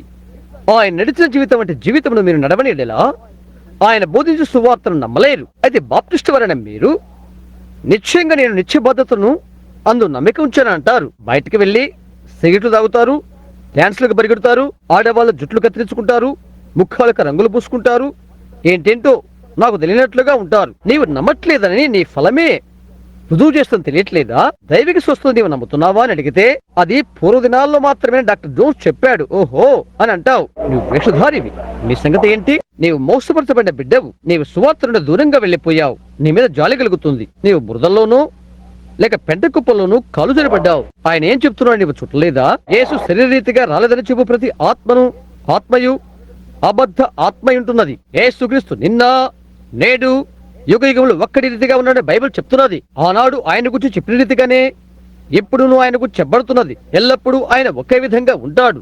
వెను మరలా భయపెట్టుకు మీరు దాస్యపు ఆత్మను పొందలేదు, కానీ మీరు దత్తపుత్రాత్మను పొందితిరి. మీరు దత్తత చేయబడిన తర్వాత మంచిది. దత్తత చేయబడిన తర్వాత, పండుగలో చెప్పబడిన తర్వాత శరీరంలో సరిగ్గా ఉంచబడ్డారని గ్రహించిదిరి. నీవు కుమారుడు, నిజంగా నీవు కుమార్తెవి. నీవు తిరిగి జన్మించిన తర్వాత అలాగుంటావు. నీవు వాస్తవ స్థానం ఉంచబడ్డావు. మరలా భయపట్టుకు మీరు దాస్యపు ఆత్మను పొందలేదు, కానీ దత్తపుత్ర ఆత్మను కలిగి ఉన్న వారమై మనము అబ్బా తండ్రి అని మొరపెడుచున్నాం. నా దేవా అని దాని యొక్క అర్థం. అవును, మనము దేవుని పిల్లమని ఆత్మ తానే మన ఆత్మతో కూడా సాక్ష్యమిచ్చుచున్నాడు. అదెట్లు చేస్తుంది? దేవునికి మహిమ, హల్లెలూయా. అది నన్ను బాధించడం లేదు, నేను దేవుని యొక్క బిడ్డను అని నీవంటావు, కానీ బయటకు వెళ్లి కార్యాలు చేస్తావు. దేవుని యొక్క ఆత్మ దేవుని కార్యాలు చేస్తుంది. నా యందు విశ్వాసం ఉంచువాడు నేను చేయు క్రియలను చేయును అని యేసు చెప్పాడు. చూశారా? ద్రాక్ష తీగ ద్రాక్ష పండ్లే కాస్తుంది. మరొక పంట వస్తే ఆ తీగల నుండి గుమ్మడికాయలు వచ్చితే ఎక్కడో తప్పు ఉన్నది, అవునా? అది అంటుకట్టబడిన సంఘము, అది అంటుకట్టబడిన ద్రాక్షావల్లి, అది అంటుకట్టబడిన మనిషి. ఒక వ్యక్తి ఒక సంఘశాఖకు చెంది ఉండి తనుగా క్రైస్తునిగా పిలుచుకుంటాడు. పరిశుద్ధాత్మను గాని దేవుని శక్తిని గాని కలిగి ఉండడు. నీవు భాషలతో మాట్లాడుతున్నావు, కారణం ఆ గుంపుతో చేరి ఉన్నావు కాబట్టి. దయ్యములు భాషలతో మాట్లాడటం నేను చూశాను. అవునండి, ఆత్మలో అవి నాట్యమాడటం, చప్పట్లు కొట్టడం, అలాంటివి చేయడం నేను చూశాను. దాని గురించి నేను మాట్లాడలేదు గాని నేను దేవుని ఆత్మను గురించి మాట్లాడుతున్నాను. మనము దేవుని పిల్లలమని ఆత్మ తానే మన ఆత్మతో కూడా సాక్ష్యమిచ్చుచున్నాడు. మనం పిల్లలమైతే వారసులం, అనగా దేవుని వారసులం. క్రీస్తుతో కూడా మహిమ పొందుటకు ఆయనతో కూడా శ్రమ పడేలా క్రీస్తుతోటి వారసులం అవుతాం. నేను ఆ శ్రమను లెక్క చేయను. ఇది వినండి, ఎంతో చక్కగా ఉన్నది.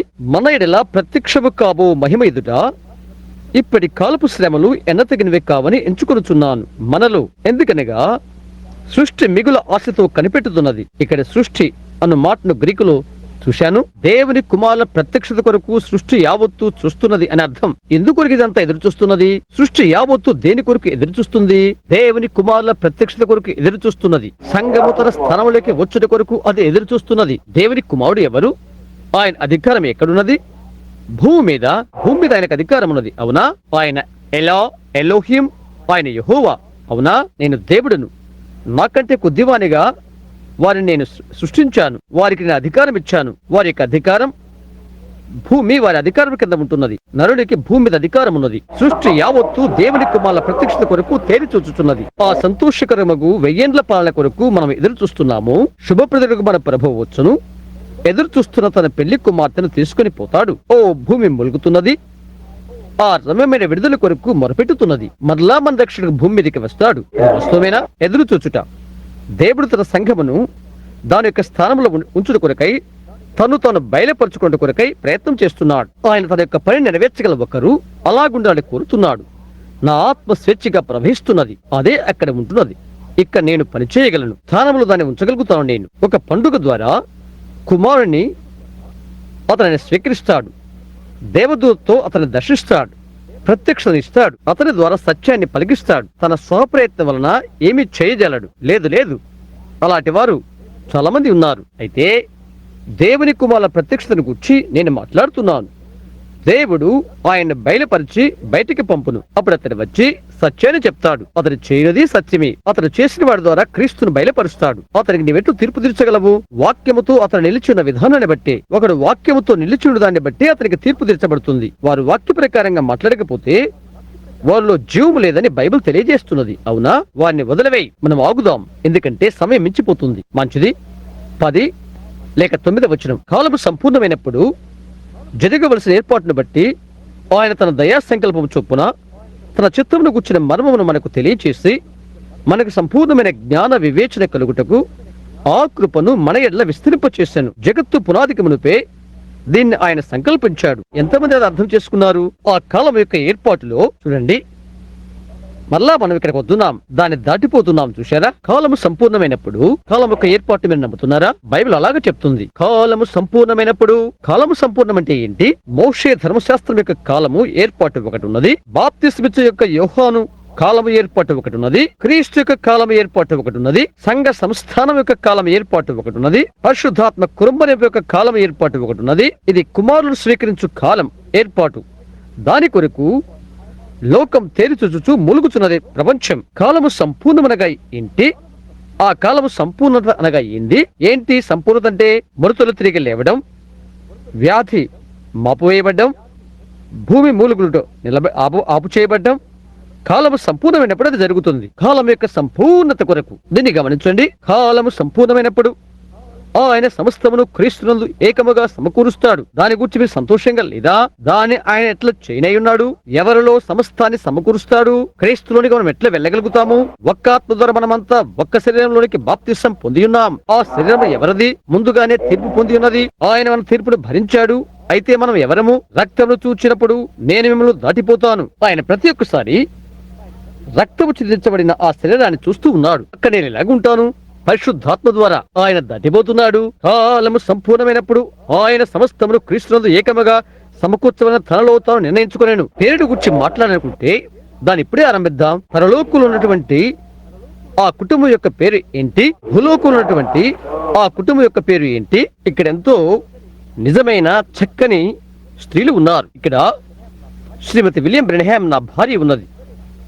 వారు ఒక్కరే శ్రీమతి విలియం బ్రెన్హామ్. ఆమె నాతో కూడా ఇంటికి వస్తుంది. తక్కిన వారందరూ వారి వారి భర్తలతో వెళ్ళిపోతారు. చూశారా? సజీవమైన దేవుని యొక్క ఒక గొప్ప సజీవ సంఘం ఉన్నది.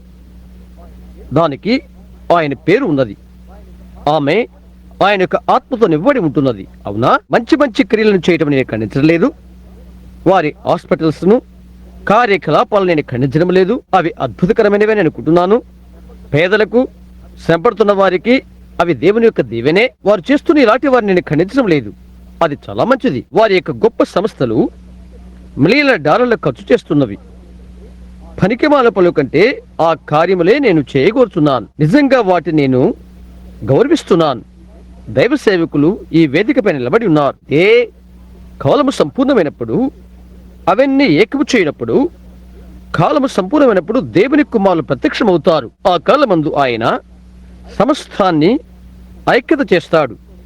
సమస్తము క్రీస్తులోనికి తీసుకుని రాబడుతున్నది. క్రీస్తు అంటే ఏంటి? ఏ విధంగా ఆయనలోనికి మనం ప్రవేశించగలుగుతాము? 1 కొరింథీ 12. ఒక్క ఆత్మ ద్వారా మనమందరము ఒక్క శరీరంలోనికి, అనగా క్రీస్తు శరీరంలోనికి ఒక్క ఆత్మ ద్వారా బాప్తిసం పొంది ఉన్నాం.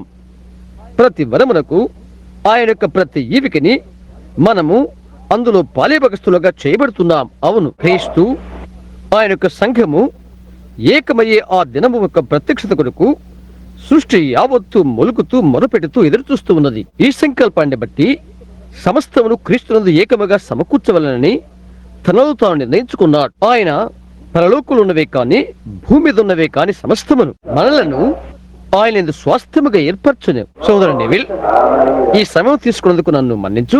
స్వాస్థ్యము మాట చూడండి. డాక్టర్ గారు రక్త సంబంధి సహోదరుడు అని నాకు తెలియను. నేను పిచ్చివాడను కాదనుకుంటున్నాను. నేను కాదు, అలా నేను తలంచట్లేదు. ఏంటది? ఒక స్వాస్థ్యము. మనం ఒక్కొక్క స్వాస్థ్యాన్ని పొందుకుందాం. అటు దాని కొరకు ఒకరిని దాన్ని విడిచిపెట్టవలసి ఉన్నది. జగదుత్పత్తికి ముందే దేవుడు దానిని నీకు విడిచిపెట్టాడు. గ్రంథములో నీ యొక్క పేరు రాయబడి ఉన్నప్పుడు, గొర్రెపిల్ల వధించబడినప్పుడు దానితో పాటు నీవు గుర్తించబడి ఉన్నావు. ఈ రాత్రికి దాన్ని ఆపుదాం, కొద్దిగా చదువుదాం. 3వ అధ్యాయం 3వ వచనం చదువుదాం. ఇందులో నుండి 4-5 వచనము చదవలేం, ముగించలేనాము కనుక ఇది చదివి మనలను ఆయన యందు స్వాస్థ్యముగా ఏర్పరచను. ఏంటది? ఈ స్వాస్థ్యాన్ని ఏ విధంగా పొందగలుగుతాము? దానిట్టు మనం పొందగలుగుతాము మనము నీతిగా నడిచినందున. ఎలాగూ దీన్ని పొందుకుంటాము? ఈ స్వాస్థ్యాన్ని ముందుగా నిర్ణయించబడినందువల్లనే. ఆమేన్. ఆ ఆర్మేనియన్ సోదరుకు ఇది కఠినంగా ఉందని నాకు తెలుసు. వారిని కష్టపెట్టాలని ఇది నేను చెప్పట్లేదు, కానీ ఇది తెలుసుకుంటే నాకు ఎంతగానో ఆనందంగా ఉన్నది. సహోదరులారా, దీన్ని మీరు తెలుసుకుంటే మంచిది. ఇది చాలా మంచిది. మీరు అలాగే పొందుకుంటారు. అయితే చూడండి, దాని సూచన ఎంతో మంచిది, ఎంతో బాగుంటుంది. సహోదరు నెవిల్ ఒకసారి ఇలాగ చెప్పాడు, నిచ్చెన ఎక్కి నీవు ముందు ఏమున్నదో చూడవలే. అవునండి, అది ఇది అదే. దేవుని యొక్క పరిశుద్ధాత్మే మన యొక్క నిచ్చెన. మనమేం పొందామో మనకు చెప్పుటకు అది నిచ్చెన అవుతుంది. అవునా? చూడండి, స్వాస్థ్యాన్ని చూడండి. ఎలాంటిది ఆ స్వాస్థ్యము? ఆయన తన చిత్తానుసారముగా చేసిన నిర్ణయం చొప్పున సమస్త కార్యములను జరిగించుచున్నాడు.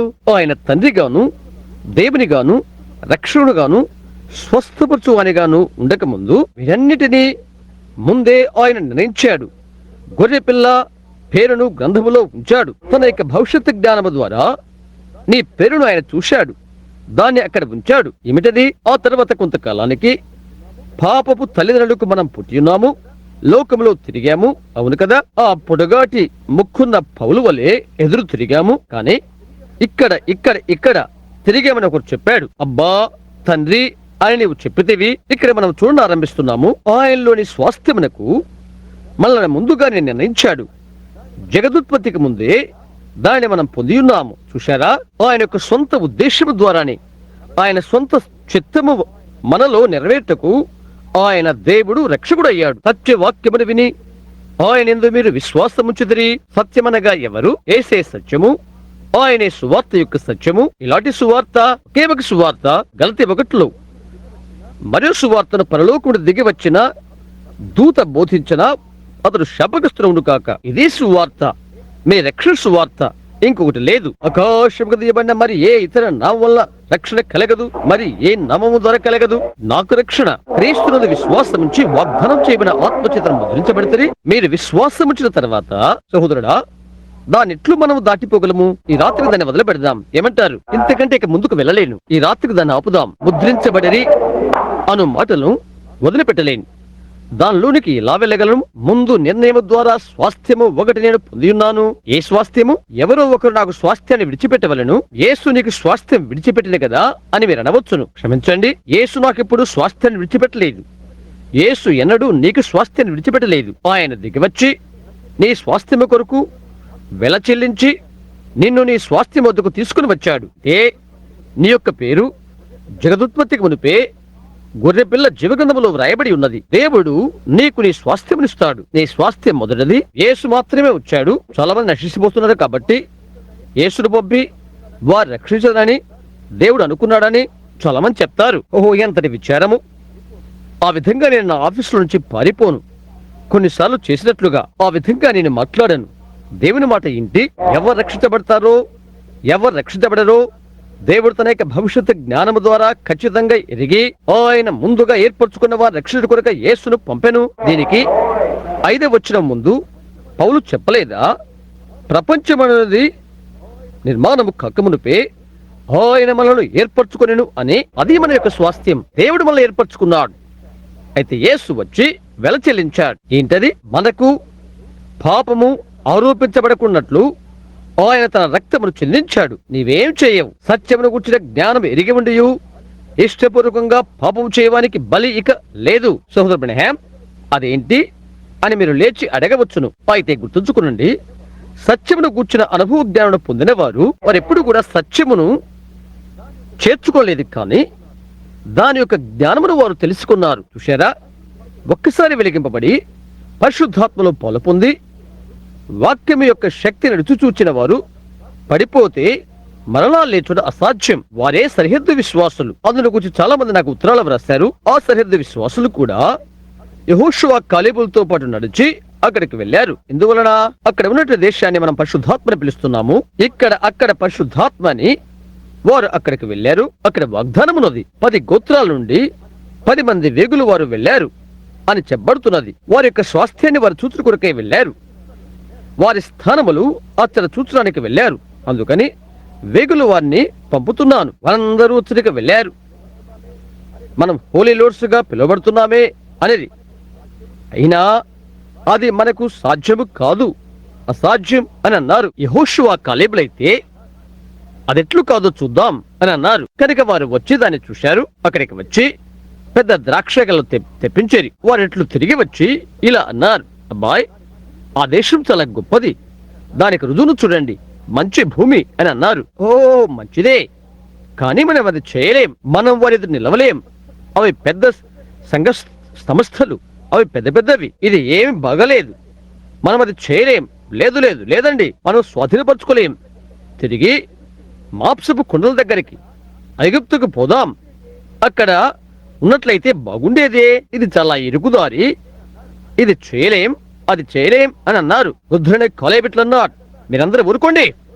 యెహోషువ ఇలాగన్నాడు, మీరు నోరు మూయండి, ఒక సంగతి చెప్తాను. అయ్యయ్యో, మనం స్వాధీనపరచుకోలేం. సోదరు బ్రహ్మాం, నేను జూదం వదలలేను. నేను వృద్ధ స్త్రీల వలె, ముసలివారి వలె జుట్టు పెంచుకోలేను. నేనేం చేయాలో నాకు తెలియదు. నా పుట్టిబట్టే బట్టలు నేను తీసివేయలేను, నాకు తెలియదు. నా సిగరెట్టు మనలేను. మీరు ఇటువంటి హీనమనకు మాదిరిగా ఉన్నారు చూడండి. నేను చేయలేనంటున్నాడు. అవునా? యెహోషువ ఎట్లా అంటున్నాడు? ఓ మంచిది, హల్లెలూయా, దాన్ని మనం స్వాధీనపరచుకుంటాం. ఏమిటది? రకారాలు గల పెద్ద పట్టణాలు వారు చూస్తున్నారు. యెహోషువ కాలేబులు దేవుడు చేసిన వాగ్దానాన్ని చూస్తున్నారు. ఎవరైనప్పటికీ కూడా వాక్యముతో నిలిచిండు, వాక్యముతోనే ఉండు. పేతురులాగా చెప్పాడు, మీలో ప్రతివాడు మారుమనస్సు పొంది పాపక్షమ నిమిత్తం యేసుక్రీస్తు నామములో బాప్తిసం పొందవలెను, అప్పుడు మీరు పరిశుద్ధాత్మన వరమును పొందుకుంటారు. ఈ వాగ్దాన దేశం ఏంటి? ఈ వాగ్దానం మీకును మీ పిల్లలకును దురస్తులందరికీ ప్రభు దగ్గరికి అందరూ పిలచిన వారందరికీ చెందుతుంది. దయచేసి మీరే బాధపడవద్దు. చూడండి, పిలిగ్రిమ్ హోలినెస్, నాజరీను మొదగురు సంఘ శాఖల వారు మీరు శుద్ధీకరణలోనికి వచ్చి ఉన్నారు. ద్రాక్ష పనులను చూచి దాన్ని చూశారు, కానీ వెనుదిరిగిపోయారు. అయితే ఏమి జరిగిందో చూడండి. వాగ్దాన దేశంలోనికి ఎన్నడూ వెళ్ళలేకపోయారు. నాజరీన్లు, పిలిగ్రిమ్ హోలినెస్ వారు, ఇంకెవరైనా గాని ఈనాడు గొప్ప స్వస్థత కూటాలు గాని అద్భుతాలు సూచికలు గాని జరిగించుతున్నారేమో చూడండి. చెప్పండి, ఒక్కరిని చూయించండి. మీరు ఐగుప్తులో స్థిరపడిపోయారు, ఉల్లిపాయల తట్టు తిరిగి ఉన్నారు, మీరు కాదేష్ బర్నేయలో ఆగిపోయారు. అవును, గమనించండి, హెబ్రీ 6వ అధ్యాయంలో ఒక్కసారి వెలిగించబడి తప్పిపోయిన వారు నూతన పరచబడుట అసాధ్యం. మీకు అది బాగా తెలుసు.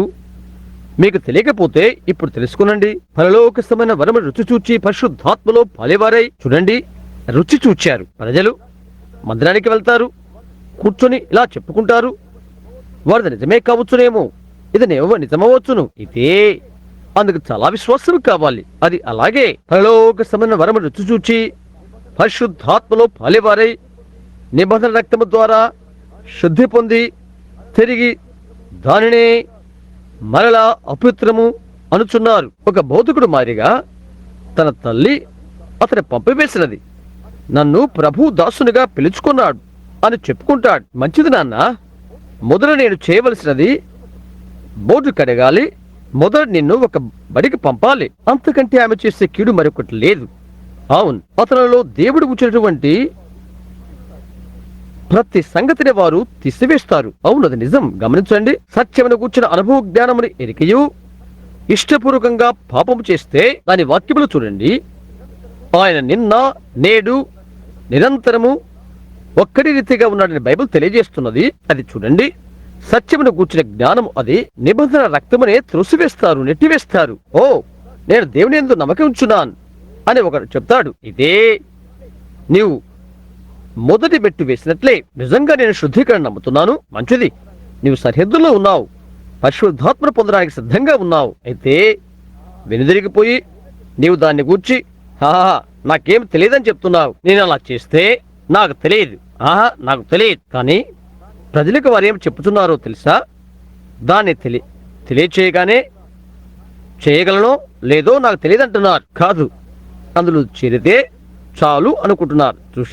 చూశారా ఏమి జరుగుతుందో మీకు తెలుసా? వారు ప్రవేశించడానికి అసాధ్యమని చెప్పబడుతున్నది. వారు తమ యొక్క కృపాదినమును మీరి వారు పాపము చేస్తున్నారు. ఆ విధంగానే బైబిల్ తెలియజేస్తున్నారు. ఇది కఠినమైన మాటనే నాకు తెలుసు. అయితే పరలోకస్తమైన ప్రతి వరమును రుచి చూచి తప్పిపోయిన వారిని బైబిల్ చెప్తున్నది. శుద్ధీకరణ నేను నమ్ముతాను, పవిత్రమగు పరిశుద్ధముగా జీవించడం అనేది నేను నమ్ముతాను. మంచిది, నీవు పరిశుద్ధాత్మ బాప్తిసం చూశావు, బైబిల్లోని మిగతా సంగతులు కూడా చూశావు. అయితే ఏం చేశావు? ఏ నిబంధన రక్తముతో నీవు శుద్ధీకరించబడినావో దానే నీవు అపవిత్రంగా ఎంచుచున్నావు. మనవుడా, నీవు ఆ స్థితికి రావటానికి లోకములో ఏది నీకు కారణమైనది? అంత హీనమైన పాపిగా ఉన్నట్లుగా నిన్ను చేసింది ఏంటి? నీవు చేయకూడనవి నీవు చేయుటకు నీ జీవితంలో త్రాగుడు, స్త్రీ మొదలగు పాపములు ఎందుకు ప్రవేశించినవి? దాన్ని చేసింది ఎవరు? నిబంధన రక్తము. ఆ దేశంలో ఉన్న ద్రాక్షాపణ రుచి చూచి దగ్గరగా వచ్చావు, మరి సువార్తను గురించి సిగ్గుపడుతున్నావు నీ సంఘర్షక కొరకై. దేవా కరుణించు. అవునండి, నిబంధన రక్తం అపవిత్రముగా ఎంచావు, కృపాక్రియలను హేళన చేశావు. ఆ దేశంలో నీవు ప్రవేశించడానికి అతనికి అసాధ్యమది. నిన్ను అడుగుతున్నాను, ఏమైనది? నేను ఉపమాన రీతిగా మాట్లాడుతున్నాను. బైబిల్ ఎరిగిన ఎవరైనప్పటికీ కూడా కొన్ని మాదిరిలు తీసుకుని మాట్లాడతారు. అందులో ఏ ఒక్కరైనా వాగ్దాన దేశంలో ప్రవేశించారా? ఏ ఒక్కరూ చేరలేదు. ఎవరు వెళ్ళారు అందులోనికి? ఎవరైతే మనం స్వాధీనపరచగలుగుతాం, మనం పరిశుద్ధాత్మను పొందగలం, ఎందుకనగా దేవుడు అలాగూ చెప్పాడు అని అన్నవారే వెళ్ళారు. వారు మనసు పొంది యేసుక్రీస్తు నామములో బాప్తిసం పొందినచో పరిశుద్ధాత్మను పొందుదానని పేతురు పెంతెకొస్తు దినాన చెప్పాడు. ఆ వాగ్దానం నాకు చెందుతుంది, అందుకు నేను ఇష్టపడుతున్నాను. ఆ వాగ్దానం నాది. గ్రహించారా? ఇప్పుడు ఆ వాగ్దానం నాది, దాన్ని నేను చేర్చుకున్నాను, అది నాది. నిజం, వారు మాత్రం అందులో ప్రవేశించారు. అయితే సహోదరుడు బ్రహ్మాం, అది పునరుద్ధానంలో జరుగుతుంది అని నీ బంధువు వారెక్కడ ఉంటారు? ఉండరు. లేదండి, వారెక్కడ ఉండరు. నిన్ను నీవే మోషే అటువంటి వాణిగా గొప్ప చేసుకుంటున్నావు. అబ్రహామును చూశామని చెప్తున్నావు అని వారు అన్నారు. అబ్రహాము చనిపోయాడు అని ఆయన అన్నాడు. నీకు 50 సంవత్సరాలు కూడా లేవే, అబ్రహామును చూచానని ఆయన చెప్తున్నావు. అబ్రహామునికి ముందే నేను ఉన్నానని ఆయన చెప్పాడు. నేనున్నాను, నిత్యము వర్తమాన కాలమే. ఆయన నిత్యుడకు దేవుడు, నిన్న కాదు రేపు కాదు, నేను ఉన్నవాడను. చూశారా, దేవుడు నిత్యము ఉన్నవాడు, ఎలోహిం ఉన్నవాడు. అందుకొరకై వారు ఆయన చంపడానికి ఇష్టపడ్డారు. మా పితరులు 40 ఏండ్లు అరణ్యములో మన్నాను తినారని మీరు చెప్తున్నారు. దేవుడు ఆకాశం నుంచి ఆహారము కురిపించి వారిని పోషించాడు. వారు మందిరానికి వెళ్లారు. 40 సంవత్సరాల పాటు మంచి సంఘ సభ్యులుగా ఉన్నారు. మా అమ్మమ్మ మందిరంలోనే చనిపోయినది. మా పితరులు అరణ్యములు 40 సంవత్సరాలు మన్నాను తిన్నారు అని వారు అన్నారు. వారందరూ చనిపోయారు అని యేసు చెప్పాడు. చావు అనగా నిశ్చయ ఎడబాటు. వారిలో ప్రతి ఒక్కరూ చనిపోయారు. అయితే నేను చెప్పున్నది ఏమనగా, పరలోకమును దిగి వచ్చిన ఆహారమును జీవాహారమును నేనే. ఈ ఆహారమును తినవాడు నిత్యము జీవించును, నిత్య జీవన పొందును, నశింపడు. అంత్యదినము నేను వారిని లేపుతాను. సహోదరుడా, ఆయన ఆశ్చర్యకరుడు కాదా? అది వాస్తవమేనా? ఇప్పుడు మన మధ్య వివేచన ఆత్మ సంచరించడం చూస్తున్నాం. ఆయన అద్భుతాలు సూచికలు జరిగించుట, మహత్కారములు చేయటం మనం చూశాము. రాయబడిన వాక్యములో అది చూశాము. అది స్థిరపడుతూ చూశాము. 2-3 నిమిషాల్లో నీటి బాప్తిసం ఉన్నది. బాప్తిసం పొందుకునే స్త్రీలు ఇటువైపు, పురుషులు అటువైపు రండి. పురుషులు ఎడవైపు నుండి ఇక్కడికి రండి, స్త్రీలు ఇటువైపు రండి. బట్టలు పట్టుకుని స్త్రీలు సిద్ధంగా ఉన్నారు. ఈ ఉదయవేళ దేవుని వాక్యం విని మార్పు పొందిన స్త్రీ పురుషులు ఇక్కడ ఉన్నట్లయితే రండి. దేవుడు తన వాగ్దానం నిలబెట్టుకుంటాడని నమ్మినట్లయితే, నిజంగా నీవు నీ యొక్క పాపాన్ని గురించి పూర్తిగా పశ్చాత్తాపడినట్లయితే, రక్తము ఏమి చేయలేదు. దేవుని మీద నీ విశ్వాసమే చేస్తున్నది. దేవుని పిలుస్తున్నాడు అని పిలుస్తున్నాడు. ఇప్పుడే అది ఆయన చేస్తున్నాడు. నేను ఎప్పుడు బాప్తిసం పొందలేదు. నేను ప్రారంభించి వేరుగా జీవించితే మంచిది. ఆరంభించండి, అప్పుడు మీరు వేరుగా ఉండరు. మొదలు మీరు ఆరంభించవాలని చూశారా? మీరు ప్రారంభించి చూడండి. ఎన్నడూ అలాగ నేను చూడలేదు అని మీరు అంటారు. ప్రియ సహోదరుడా, ఎవరైనా ఒక వ్యక్తి లేఖములో ఇంకొక విధంగా ఉన్నట్లుగా చూయించు. 31 సంవత్సరాల పరిచయం నేను చేశాను ప్రపంచమందంతటా. బిషప్పులు మొదలగు వారి మధ్య కూడా యేసుక్రీస్తు యొక్క నామములో తప్ప ఇంకొక విధంగా ఎవరైనా ఒక వ్యక్తి బాప్తిసం పొంది ఉన్నారేమో వాక్యములో చూపించండి. బాప్తిసం పొందిన వారందరూ యేసుక్రీస్తు నామములో బాప్తిసం పొందని వారు తిరిగి ఆ నామములో పొందారు బాప్తిస్మము. దేవుని ఒక పేరు ఉన్నది, ఆ పేరు యేసు. అది ఆయన పేరు. ఆయన తన కుమారుని పేరును తీసుకున్నాడు. శరీరీతిగా యేసు నరుడు, అది మనకు తెలుసు. పరిశుద్ధాత్మ కమ్ముకున్న దేవుని కుమారుడు. ఏకత్వం వారు చెప్పే రీతిగా మనం ఇప్పుడు నమ్మట్లేదు. దేవుడు నీ వేరు వలె ఉన్నాడని వారు అంటారు. దేవుని యొక్క 3 గుణ విశేషాలు మనం నమ్ముతున్నాము. 3 గుణ విశేషాలలో దేవుని మనం నమ్ముతున్నాం. వాటిలో దేవుడు ప్రత్యక్షమయ్యాడు, కానీ ఒక్కడే దేవుడు. చూశారా, అది నిజం, అది నమ్ముతున్నాము. దేవుడు 3 కార్యనిర్వాహకులు జీవించాలని మనం నమ్ముతున్నాము. ఒకప్పుడు భూమి మీద ఆయనకు ఒక కార్యనిర్వాహకము ఉండెను. స్త్రీలు అటువైపునకు, పురుషుడు వైపునకు రండి, అంతా సిద్ధమవుతుంది. ఇప్పుడు వారు బాప్తిసానికి సిద్ధపడుతున్నారు. సరే, దేవునికి 3 కార్యనిర్వాహకములు ఉన్నవి. అందులో ఒకటి పితృత్వముగా పిలువబడింది, లేదా దాని తండ్రి కాలము. మరి ఒకటి కుమారత్వము, ఇంకొక దానిని పరిశుద్ధాత్మ అంటాము. ఈ దినాన తండ్రి ఏ కాలంలో ఇప్పుడు పనిచేస్తున్నాడు? పరిశుద్ధాత్మగా. క్రితం దినాల్లో ఆయన ఏ విధముగా ఉండెను? యేసు. అంతకు దినాల్లో ఏ విధముగా ఉండెను? కాబట్టి దేవుడు ఒక్కడే, అవునా? తండ్రి, కుమారుడు, పరిశుద్ధాత్మ, అవి 3 ఒకే దేవుని యొక్క కార్యనిర్వాహకములు. ఒక్క దేవుడే. తండ్రి అనేది పేరు కాదు, అవునా? మిమ్మల్ని అడుగుతున్నాను. మత్తయి 28:19లో యేసు ఇట్లా చెప్పాడు. కాబట్టి మీరు వెళ్ళి సర్వలోకములకు సువార్త పడించండి, వారికి తండ్రి యొక్క నామములు NAME బాప్తిసమియ్యుడి. మీరు వాక్యం ఎంత బాగా ఎరిగి ఉన్నారో నేను తెలుసుకోవాలని ఆశిస్తున్నాను. నేను గీతం దాటిపోతే నాకు చెప్పండి. ఆయన వారితో ఇలాగ చెప్పాడు, మీరు సర్వలోకానికి వెళ్లి సర్వ సృష్టికి సువార్తను ప్రకటించండి. నమ్మి బాప్తిసం పొందిన వారు రక్షించబడును, నమ్మని వారికి శిక్ష విధింపబడును. నమ్మిన వారి వల్ల ఈ సూచికలు జరుగును. నా నామన వారు దయ్యములు వెళ్ళకుంటుదురు. నిజమేనా? క్రొత్త భాషలు మాట్లాడుదురు, సర్పములు ఎత్తి పట్టుకుందరు. నీ మత్తయి సువార్తను తెలియజేస్తున్నాను, వినండి. ఇప్పుడు ఏ చరిత్రకారులని అడుగుతున్నాను. ఇది టేప్ మీద ఉంటున్నది, ఇది ప్రపంచానంతరికి వెళ్తున్నది. ఏ లేఖన భాగానైనా వచ్చి చూయించమని ఏ చరిత్రకారుని అడుగుతున్నాను. తండ్రి, కుమారుడు, పరిశుద్ధాత్మిక నామములో బాప్తిసమిచ్చినట్టు కథలిక్ సంఘము నైసియా ఆలోచన సభ యొద్ద ప్రారంభించినది. అంతకుముందు ఏ ప్రొటెస్టెంట్ అయినా కానీ ఆ విధంగా బాప్తిసం పొందిన చరిత్రలో లేనే లేదు. లేఖనములో గాని లేదు. ఉన్నదేమో చూయించండి ఏ చరిత్రకారుడైనా. అది టేప్ మీద ఉంటున్నది, ప్రపంచమంతటికి వెళ్తున్నది. 37 భాషల్లో అనువదిస్తారు. సముద్రం మీద చేసే యాత్రకు ఖర్చు నేను భరిస్తాను. తండ్రి, కుమారుడు, పరిశుద్ధాత్మ అను సిద్ధాంతములు, అనగా బాప్తిస్మ యొక్క సిద్ధాంతములు, అది కేథలిక్ తప్పుడు బోగస్ బోధ, క్రైస్తవ బాప్తిసము కాదు. అవును, దానిని కథలిక్ చర్చి నుండి లూథరన్ తెచ్చి కేటకిజము ద్వారా దాన్ని వెంబడించాడు. ఈనాడు ఇది దేవుని కుమారుల ప్రత్యక్షత రోజు. జగదుత్పత్తికి ముందే దాచబడిన మర్మములు బయలుపరచబడే యొక్క రోజు ఇది. నిజంగా ఇది ఆ ఘడియే. తండ్రి యొక్క, కుమారుని యొక్క, పరిశుద్ధాత్మక నామములో ఎన్నడూ ఏ వ్యక్తి బాప్తిసం పొందలేదని గుర్తుంచుకునండి. చివరి అపోస్తులు చనిపోయిన 300 సంవత్సరాల తర్వాత అప్పటి వరకు ఎవరును తండ్రి, కుమార, పరిశుద్ధాత్మ యొక్క నామంలో బాప్తిసం పొందలేదు. నైసియా తండ్రుల చరిత్ర, నైసియా ఆలోచన సభ అను 2 గ్రంథములు నేను చదివాను. అక్కడి నుండి వారు క్రైస్తవ ప్రపంచ సంఘము అను దాన్ని స్థాపించారు. దాని నుండి ఒక సంస్థను తయారు చేసి జనులందరినీ బలవంతంగా అందులోనికి లాగారు. అదే కేథలిక్ సంఘము. కేథలిక్ అనే పదానికి ప్రపంచ వ్యాప్తము అని అర్థం. ఒక ప్రపంచ క్రైస్తవ సంఘం, ప్రపంచ వ్యాప్తము.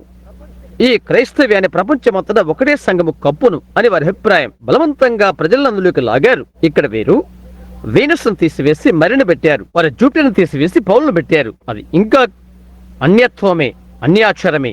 అవును, 500 సంవత్సరాల తర్వాత కేథలిక్ సంఘం వచ్చినది. ఇప్పుడు లూయిస్విల్ లో ఒక చిత్రం ప్రదర్శించబడుతున్న, దాని పేరు బెన్హర్. కొంతకాలం క్రితము 10 ఆజ్ఞలు ప్రదర్శించారు. అంధకార యుగంలోని 1500 సంవత్సరంలో ఉన్న అటువంటి దాన్ని వారు చిత్రంగా తీసుకుంటే బాగుండేది. వారు అది నిర్మించితే బాగుంటేది. అది తీయాలని నేను ఆశిస్తున్నాను. 1500 సంవత్సరాల పాటు అన్యుల యొక్క హింస, ప్రతి వారిని బలత్కారంగా పట్టుకుని చంపారు, తాళ్లతో ఉరివేశారు. ఎద్దును ఒకవైపు, మనిషిని ఒకవైపు పెట్టి ఏదో ఒక దాన్ని ముద్దు పెట్టుకోమని నడిపించి వారిని సిలువ వేశారు. స్విట్జర్లాండ్ లో నేను వారి నాలుకలను కోసి వారిని కట్టి చంపిన కొయ్యలను నేను అక్కడ పట్టుకున్నాను. వారిని దైవమని పిలిచారు. అది నిజంగా నిశ్చయమైన వాస్తవం. అదే ఆత్మ ఈ రోజు కూడా నివసిస్తుంది. చట్టం వల్ల వారు ఏమి చేయలేకపోతున్నారు. అందుకు స్వాతంత్రం వచ్చే వారి కొరకు ఎదురు చూస్తున్నారు. ఇది బైబిల్ చెప్తున్నది. తరుణాన్ని కొరకు వారు ఎదురు చూస్తున్నారు. వారి రూపం బయటపడుతుంది. నాకు తెలిసినంత వరకు అందుకు త్వరలోనే ఓటు వేస్తారు. చూశారా, అది వస్తుంది. దాన్ని తెప్పించుకోవడానికి మార్గం మీకు లేదు. అది రావలసి ఉన్నది. అది వస్తుంది, రానున్నది. దాన్ని మీరు గమనించండి. అయితే సహోదరుడా, ఒక సంగతి తెలుసుకో. నేను నమ్మిన వారిని నేను ఎరుగుదును. ఆమేన్. ముందుకు సాగండి, దీన్ని చూడండి. అవును, లాంసా బైబిల్ అనువదించిన ఆ వ్యక్తిని గురించి నేను చెప్పాను. పాత నిబంధనలో దేవుని గుర్తును అతడు చూశాడు. అందులో 3 చిన్న ముక్కలున్నవి. ఏంటవి అని అడిగాను. 3 గుణ విశేషాలతో ఉన్న దేవుడు అని చెప్పాడు అతడు. తండ్రి, కుమారుడు, పరిశుద్ధాత్మ కదా అని అన్నాను. నీవు దాన్ని నమ్ముతున్నావా అని నా వైపు చూశాడు. అవునండి అని చెప్పాను. అతడు ఇలాగ చెప్పాడు, ఒక రాత్రి నేను ఆ వివేచన చూశాను. నీవు దేవుని ప్రవక్త అనుకున్నాను. దేవుని దేవించుడు కాక నన్ను కౌగులించుకొని అది నాకు తెలియను అని అన్నాడు. అయితే అమెరికా వారు అదేంటో వారికి తెలియదు. వారికి అసలు ఏమీ తెలియదు. వారు తూర్పు దేశం యొక్క గ్రంథాన్ని తీసుకుని పశ్చిమ దేశం యొక్క గ్రంథానిగా తయారు చేయడానికి ప్రయత్నం చేస్తారు. వారి బైబిలే వారికి తెలియదు. ఒక మరి ఇతర నామం బాప్తిసం ఇవ్వబడలేదు. ప్రతి వారు యేసుక్రీస్తు నామంలోనే బాప్తిసం పొందారు. ఒక్క దేవునిలో 3 వ్యక్తులు లేరు. ఈ మాటలు చెప్పింది డాక్టర్ లాంసా బైబిల్ అనువాదికుడు. ఐజన్హోవర్కు ప్రపంచంలో ఉన్నటువంటి దౌత్యవేత్తలందరికీ అతడు స్నేహితుడు. నన్నతడు ఆలింగనం చేసుకుని ఈ విధంగా అన్నాడు, అందుకొరకు నిన్ను వారు కాల్చి చంపుతారు అని అన్నాడు. అయితే గుర్తుంచుకో, అలాంటి వారందరూ కూడా అందుకొరికి చంపబడ్డారు. చెరసాలలో ఉండినటువంటి ఆనాటి పేతురు వలె నేను ఉండాలని ఆశిస్తున్నాను. ఒకరోజు ఒక చిన్న పిల్లవాడు భయంతో ఉన్నాడు. ఓ, ఏంటి సంగతి అని అడిగాడు. నీవు ఉరి తీయబడబోతున్నావని తెలుసా నీకు అన్నాడు. అవును అని పేతురు చెప్పాడు. ఈ రోజు నువ్వు చచ్చిపోబోతున్నావు అన్నాడు. అవును అన్నాడు. నీకు భయంగా లేదా అని అడిగాడు. లేదు అని చెప్పాడు. క్రైస్తవులుగా పిలువబడుతున్న వాళ్ళు నీవు ఒకటివి కదా అని అన్నాడు. అవును అని చెప్పాడు. ఏం జరిగింది అని అతను అడిగాడు. అతను కూర్చొని విషయమంతా కథంతా చెప్పాడు. అతను చెప్పాడు, ఈ ఉదయం నేను స్వేచ్ఛగా పోగలుగుతాను. నేను వెళ్ళిపోయి వారి సంఘశాఖలో చేరి జీవించగలుగుతాను, విడుదల పొందగలను. అయితే నేను పట్టినప్పుడు గవిని దాటి అలా వస్తున్నప్పుడు ఒకరు నడిచి వచ్చుకుంటూ చూశాను. నేను ఆయన ఎవరో నాకు తెలియలేదు. ప్రభువా, నీవెక్కడికి వెళ్తున్నావు అని అడిగాను. నేను మరలా సిలువ వేయబట్టడానికి వెళ్ళిపోతున్నాను, నేను నీ వెంటనే వస్తాను అని అన్నాడు. అదే సమయంలో సీమోను పేతురు ఎవరు అని అడిగారు. ఇక్కడే నేను ఉన్నాను అని చెప్పాడు.